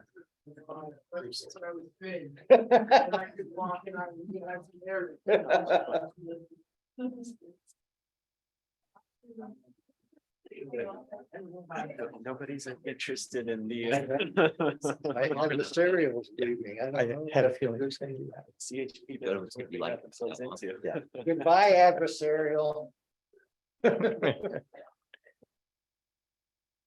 Okay, with that, we are moving to public items or public comment for items not on this agenda.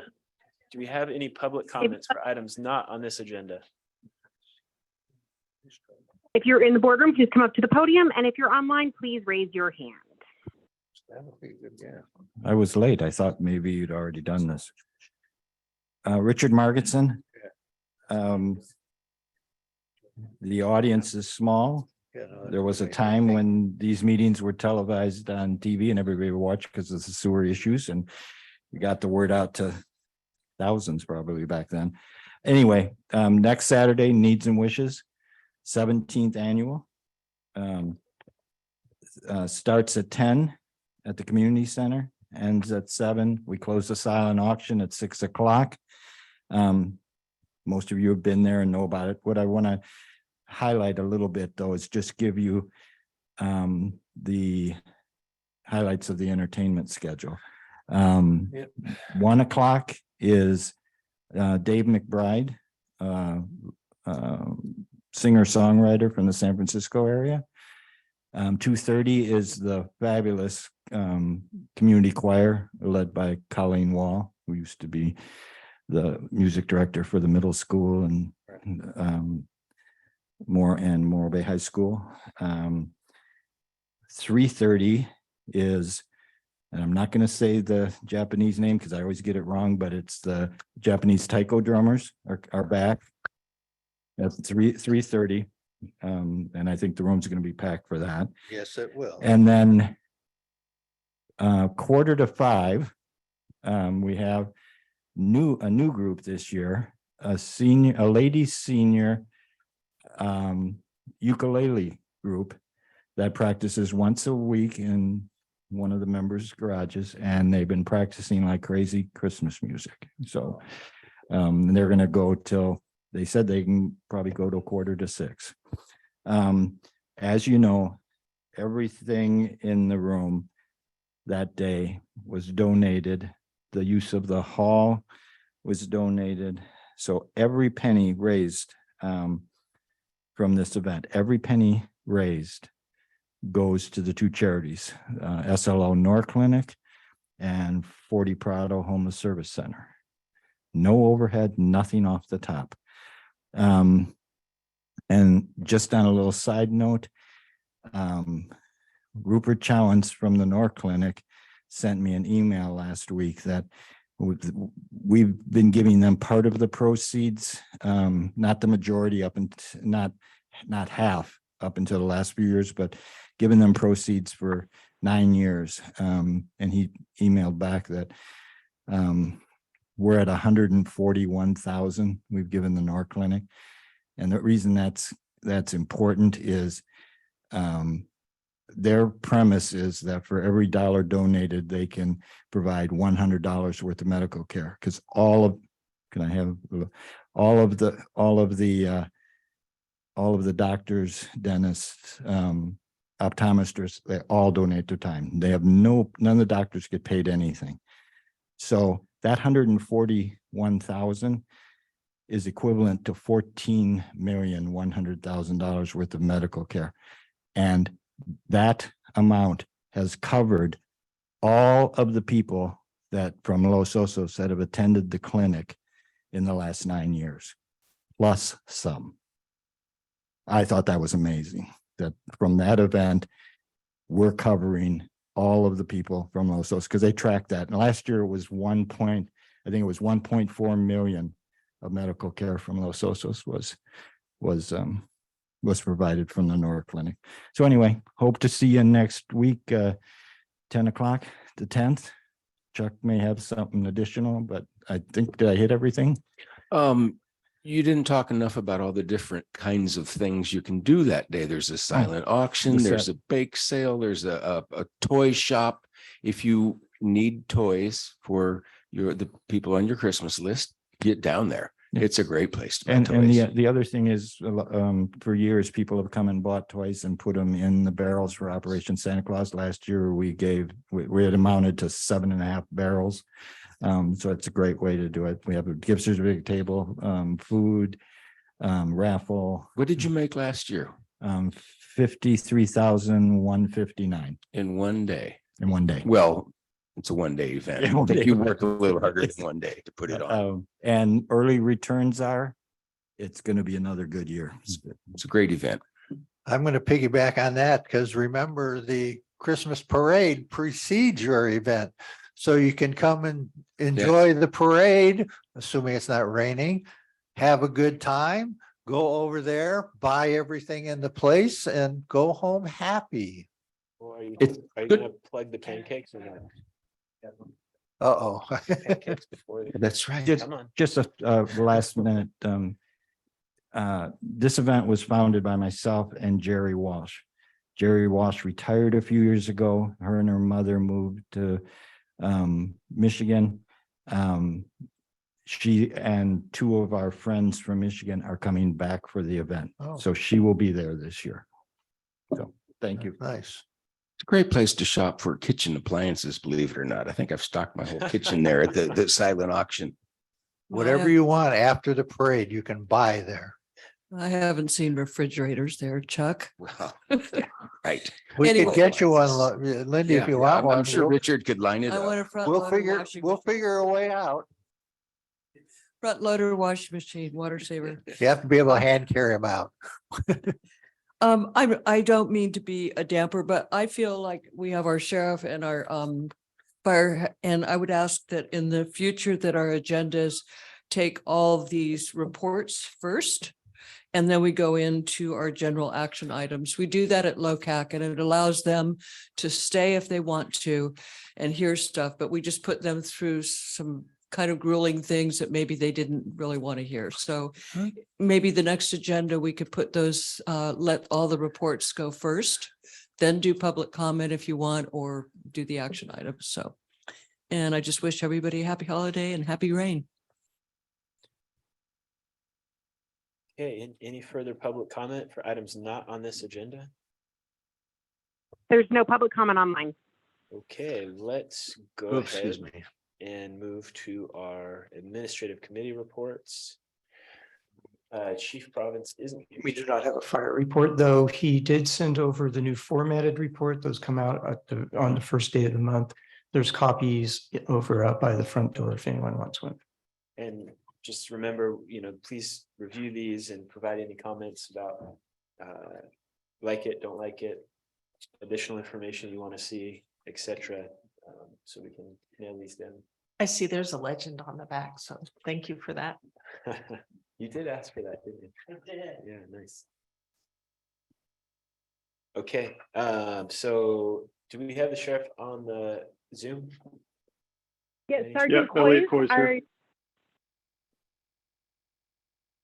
Can you guys hear me okay? Yeah, go Yeah, ahead. we can. Yeah. Good evening. Hey, hi, everyone. Elliot Coy, Sergeant with Sheriff's Coast Station. I've got some stats for the month of November for you. So for November, and keep in mind, this is just for the town of Los Osos, obviously. And as you guys know, our deputies patrol from Avila all the way up to Ragged Point. These are just the calls for service that came in as they were reported to us as far as statistics are concerned. So we're kind of on par with almost the same pace we were at this time last year for calls. We had 7 assault or battery calls last month, 25 general disturbance calls, 3 burglaries, 5 thefts, 1 vandalism, no mail thefts, no phone scams, 22 suspicious circumstances, which could, be a number of things. 70 enforcement stops, usually traffic stops or pedestrian or bicycle stops, and then 34 preventative patrol activities. And for the phone scams, there actually are a lot of those, but dispatch has started filtering them out to where if there was no financial loss or no suspect leads, then they'll just filter them out and it won't actually go to a deputy. So there probably were some phone scams that happened. And then I also wanted to add mail thefts. We're kind of getting to that season where mail thefts seem to rise for whatever reason. I know there was talk of another kind of stimulus check or something coming from the state. So I would just advise everyone to keep an eye on your mailboxes, always try and get your mail at night. And if you can get a locking mailbox, that's obviously the best. All right, any questions from anybody? No, yeah, Not thank you here. for that update. Glad to hear, well, yeah, that we're basically on par with last year, not ahead. So, Yep, always good. yeah, thank you very much. All right, take care, everyone. All right. Let's move on to our CHP report. We have CHP's I here. do not have CHP online right now. That's because he's here in the building. I Oh, appreciate, okay, sorry. I didn't see appreciate it the in opportunity camera. for Zoom, and I also appreciate the opportunity to come in person, and we'll use both probably in the future. So thanks for having me. I'll make it quick. For the month of November, for in and around Los Osos, we had 9 collisions. 2 of those collisions did involve injuries. One was a fairly serious injury collision involving a truck and a motorcycle. The other injury collision was minor injuries in that collision. One of the non-injury collisions was a hit and run where we did not have follow-up on the responsible vehicle. And the rest of them were lack of a better term, just sort of run-of-the-mill minor collisions as far as that goes. Yeah. And I am available for questions, and I thank you for the opportunity to be here tonight. Yeah, thanks for being here. I think, we always get the same questions about speed through downtown. Sure. So I'm always going to ask you about that. And I know we've had the trailer out here probably more than our fair share, and that seems to help. We've gotten some good mileage out of the trailer throughout the county. Yeah, I bet. So we try and get it back here when we can. Yeah, so the only question I really had is, with all the construction going on, is that affecting your guys' job, or is that causing more? Well, one of the collisions was in the construction zone. So Yeah. it always, anytime something out of the normal happens, creates issues for sure. For sure. Yeah, I don't know this off the top of my head, but do you know when that's expected to be done? I don't. Depends on the rain now. Yeah. No, I don't. Hopefully soon, man. I caught collision. every day last week. A collision Opportune happened, moment. Matthew, a collision happened right in front of me. The SUV in front of me smashed into the car in front of him. Yeah. Luckily, I wasn't involved, but. Well, everybody, yeah. I apologize for not introducing myself too. I'm Greg Klingenberg. I'm a captain with Highway Patrol. I'm the commander of San Luis area. So I apologize for that. Well, we recognize you from Okay, good. all the Zooms we've done. Okay, So. good. But yeah, thank you for being here. And Oh, I had a question. okay. With the change in daylight savings time, and the school kids now, it's dark when they come home. Have you guys seen any difference in problems with the school kids at this We point? have not. Luckily, we've been okay as far as that goes. Okay. Yeah. Not to say auto pedestrians aren't an issue, but no, we haven't had an increase in that Yeah. throughout. I just wanted to, Yeah, well, I mean, you're our lead It's agency. on not dark at 3 traffic o'clock. control, so. yeah, but a lot of Everybody's kids don't get out that early. I mean, when it's cloudy like this, it's dark at 4 o'clock. Well, most of the kids are done playing soccer. That was the hard part. Yeah, because it's dark. Except for the lucky few on All Stars. Can I piggyback on his report for just a minute? Piggyback. I just wanted to mention to the public that the Los Osos Valley Road will be closed from South Bay Boulevard to Palisades from 9 until 12 on the 10th, the day of the parade. So you need to plan around that. So 9 to 12 on the 10th, South Bay Boulevard to Palisades, closed. Do you have CHP in your parade? Are they in your parade? No. Oh, yes. They are? It's up to them. I don't, we have the sheriff in every year. It's up to, Ooh. although last year we had that crisis at the last minute when there was a fire and oh man, that was anyway, I just wanted to point out to people, since we're talking about traffic, that road will be closed for 3 hours a week from Saturday. Oh, that's great info. Yeah. Thank It's you. nice to see you in person. Thanks for coming in. Thank you. Yeah, it's good to be Yeah, here. thanks It's for good to be coming here. out. I appreciate the opportunity. Okay. Okay, great. Thank you very Good night. much. Thank All you. right. General Manager's report. I'll be brief. I've been talking about solid waste rates for our community. There's been incredible delays. We thought we'd have the rate in place before the franchise was assigned to us, and now we're here, and the rate's probably not going to go into effect till March. But I'll be bringing a full report back to you on that, either January or February. Happy to say that our annual audit is complete. It did go to the FAC for review.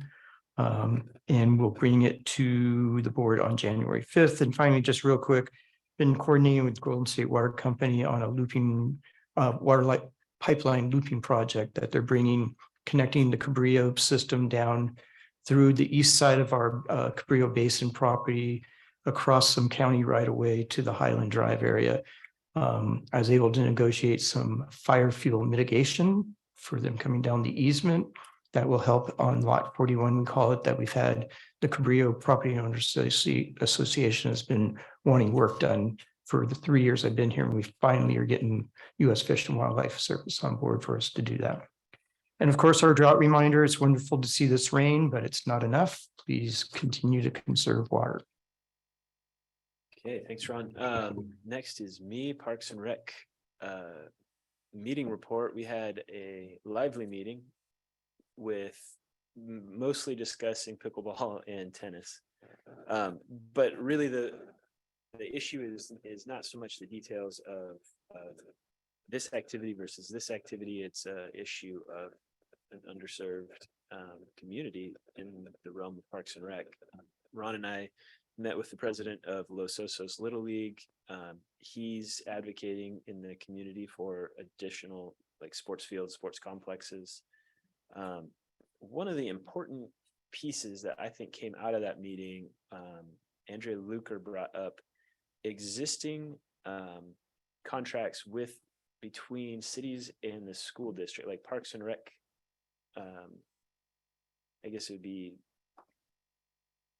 I don't know if it's the Parks and Rec part of the city or it's the city itself, but the contract with the school district, formal agreements for field use and times and quality and being able to guarantee that, because that's a problem for the kids also. So that was one piece that I think we should help pursue in that realm of things. But generally speaking, our community has a lot of needs. It's not just a dog park, it's not just pickleball, and it's not just tennis. It's all of those. And it's going to be a lot of work to figure out how to start tackling that piece of it. So that's it. Any questions? Okay, UAC. UAC basically, we had our normal BMC updates, Basin Management Committee updates and everything. We spent most of our time with the S&T connection issue, and we did plenty of talking about that tonight. So I'll just let it go at that. And I'm just happy that we are able to keep up with projects that come up, the tank rehabs and those kind of things that keep presenting challenges, and we're able to meet them, and that's a good place to be. Tanks and pumps and all sorts of things. Yes. Finance committee. So we had the presentation of the audit report. And the committee recommended we receive and file, and we'll get a final, I think, in January. But we were commenting what a great job and how clear the report was. They've done a great job. So I think we did a good job hiring Fetcher and Company. This was our first year with this firm. Second, I Second, think. okay. So, but anyway, the report reads really well if you enjoy reading financial reports. But Which the audit people on my itself committee came do. back positively for us. Yeah, the audit's clean. I was gonna add Yeah. that. It's not just they did a good job, but we did a good job. That's Because, always good too. yeah, I mean, we did a good job. And then they found, it came back basically clean with very, very few recommendations. I mean, so we're doing Ron, the Hulk or whatever we're gonna call him, the leader. No. You're the only one calling. I know, but I think that was the more important thing that Well, I big wanted. kudos It's not to just the Adrian, quality of too. the report, but the Yes. quality of what we did. And Adrian, I think I when bet Ron came Laura on, had something to do with it as well. Yes. I mean, since they've come on, I mean, we flipped it from negative to fully positive. Oh, my so- goodness. When I first came on, it was I couldn't make heads or tails of a lot of it. So this was written out in plain English. It's on our website. Well, English, plain English to you. Yeah. Oh, Still financial. Not all of us. No, Matthew, it was plain English to me too. Yeah. The one thing Yeah. I have to say that we've had problem or issues with in the past is the difference between governmental accounting and regular accounting. Yes. And this time you don't have to even consider that. I mean, they didn't even bring up the governmental accounting differences at all. So I was able to read it. right. Yeah, they made it really plain. It's great. I have it bookmarked under insomnia on my computer. All right.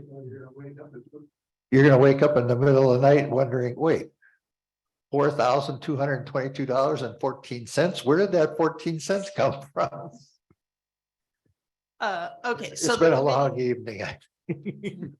also recommended approval of the warrant register, and that the committee recommended the board receive and file the financial reports. And the other big news is we have a new volunteer. Rick Levesque came to his first meeting, and I want to thank him for volunteering, and really volunteers make our committees work. So I want to show some appreciation, and he did. So anyway, we welcome Rick Levesque to finance, and so ends my report. Okay, Basin Management Committee. You're skipping emergency services? Oh, they're both you.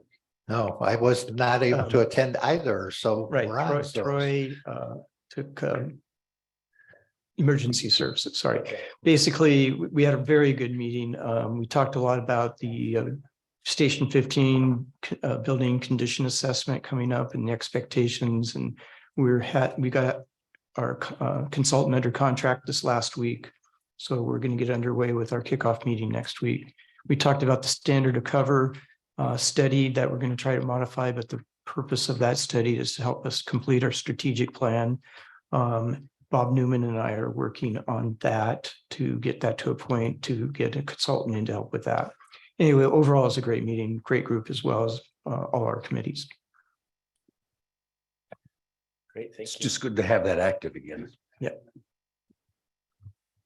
Basin management, you want me to take that, Chuck? It was pretty. Yeah, go ahead. It was Yes, I did. the main part of that meeting was really getting a budget approved. So we are going to not have a December meeting, and this allows Spencer Harris, our consultants, and Dan to continue with programs because they approved their contracts as part of that. Big upcoming things are a new monitoring well in the budget. It's going to be located at the east end of Skyline, right in the Broderson Paper Road easement, kind of behind Morro Shores. Anyway, that's going to be a great addition to our monitoring network, but that was the major focus of that meeting. Okay, do we have any directors' announcements, district, community interest reports? No, but I'd like to go back to 4F since you passed me on that. It's a written report only, but feel free Well, to it's verbal also. So as I mentioned about 4,000 times tonight, we have our tree lighting on Friday, the 9th at the corner of Palisades and Los Osos Valley Road. We have the opportunity for people to bring their own ornaments and be recognized, which people have done in the past, including some members of our board named Christine Womack. So What time? You didn't tell us what time. 5 o'clock. I'll be earlier this time. Okay. So we do have the Christmas tree lighting on a week from tomorrow at the corner, and bring your own decorations. And we're going to have a little song fest with some Christmas carols so people can sing along and enjoy themselves. We'll have some refreshments, candy cane, snacks, and some beverages. So that will be next Friday. Next Saturday, 10 o'clock, the Christmas parade, which again goes from actually goes from Ralph's to Palisades. So we'll have the Grand Marshal, the Volunteers of the Year, the Business of the Year, and then a number of floats. Last year, the weather was really nice and we had the biggest turnout that we have ever had for the parade. We're looking at having more floats, bands, etc. this year than we've ever had before. So the theme is happy to be here. So if you have any thoughts about why you're happy to be here, look in the Estero Bay News. There's an ad in the paper that came out yesterday, and you can email it to us at that email address. Unfortunately, I don't have it in front of me. And then the one other thing that we have going is Light Up Los Osos, which is an event that takes place from now until the end of the year. So we're looking at if you want to decorate your house and you'll get recognition. There's 2 levels of recognition in this particular thing. If you want to make a formal entry, again, look in the Estero Bay News, click on that thing, and you can be a formal entrant. If you're a formal entrant, you can win a gift box if you come out on the top. And also formal entrance, there's going to be what we did last year. There'll be a Google map with pinpoints on it so people can find out where your house is and they can come by and look at it. If you're not a formal entrant and we happen to see your house and we like it, we'll acknowledge you as a good decorator, but you won't be able to win any gift baskets or anything. So that's happening now. Again, that will terminate on Christmas and then we'll do the judging. I think that's pretty much it at this point. So that's where we are. And, we just want to, the reason for the theme, happy to be here, is we wanted to get some your favorite things about living in Los Osos. I mean, last year we recognized all the public servants and all the community service that we got. And this year we're happy to be here. So That's pretty easy to come up with. Yeah, a lot of reasons. Some of the things that we've already got in are kind of bizarre, but Okay, I'm gonna move us Oh, to. wait, don't move too far. So, I attended the Morro Bay National Estuary Program. I wasn't meeting, there either. And I had a they bad really week. missed you. They're waiting for they're like, oh, are you gonna give us witty quips here and there? And it's like, no. that's Marshall's, is a unique person. I just want to say all three of those meetings were within 2 days and I was out of town for those 2 days. So, well, that's like, you deserve some time off. You usually make every meeting. So, two things happened, and oh, they were awarding, grants for community projects, and one of which is ours for, trash cans, downtown to kind of make up for what Billy used to do for us. And the other is the one they funded, I thought was interesting. They're going to be looking at doing a study of plankton, and it's put on by a professor, and they're going to use students to help with it. And I think it might have, they might be able to, I think it's somehow supposed to help maybe with the oyster farms, keeping track of what kind of the health of the bay. Anyway, I'm not explaining it as well as they explained it at the meeting. But oh, they did show they had a really nice presentation that's on their website, I think. And the eelgrass is better than it's ever been. So I knew Marshall would appreciate that. And it was a really nice presentation. So anyway, that's what I did. You. Okay, any other director announcements to be made? Are we going to approve the committee reports and all that kind of thing? We're Okay. working on that. Okay, so, Do well, you have any directors announcements first? I want to give a shout out to Yeah. Capslo, Okay. Community Action Partnership, a nonprofit in this county. Actually, they're in probably 9 different counties. The reach is all the way down to San Diego, over to the Valley, Kern County, up to Monterey County. They handle nearly $100 million in grants and funding from different government and private agencies.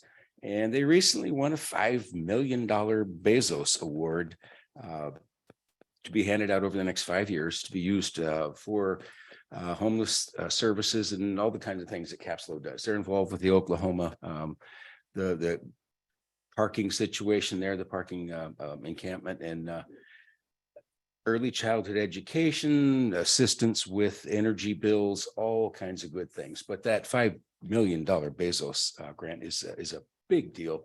And congratulations to Capslo and CEO Biz Steinberg, who is actually federally recognized, nationally recognized as a leader in the Capslo organizations. That's great. And I saw you were wearing your Capslo jacket in here today. You know, it's a good rain jacket. Okay, there was no previously asked questions, so I'm going to ask if there are any consent agenda items we would like to pull. I want to point out that we have our fire marshal here tonight, Kevin McLean. One of our consent agenda items is introduction, first reading by title only of, do I need to read that? No, okay, but it's the amending our fire prevention code. So if we have any questions, we have the person to answer them here.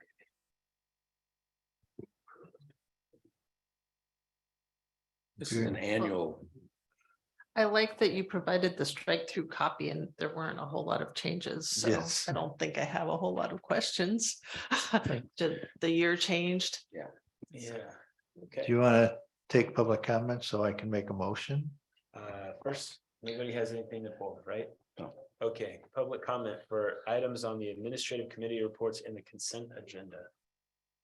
If you'd like to make a public comment and you're in the boardroom, please come up to the podium. And if you're online, please raise your hand. There's no public comment online. Okay, Okay, I'd like to make a motion then that we receive and file the administrative committee reports and approve the consent agenda. I'll second that. okay. And I don't believe I need a roll call. I don't think so. No, you don't. So all those in favor? Aye. Aye. Aye. That motion passes unanimously. Okay, Do we have any future agenda items? I think we talked about one extensively already, so that's. Yes, we did. Thank you, everybody, for going through that discussion. I mean, I thought that was a really great outcome. We had a lot of differing views and we went through it and everybody came away. It's nice to have the public in come, Right. sometimes. And I'm glad that we just, we facilitated that. I think that's better than it bouncing around on next door. Yeah, oh, absolutely. Yeah. Absolutely. So happy holidays to everybody. Yes. Next meeting will be next year, That's right. 2023. What happened to 2022? Where did Go they ahead. go? We're not done yet. A little bit left. Okay, meeting adjourned. He got to use the gavel. A big gavel. You No, could have used look, it on my. You could have used it on my head.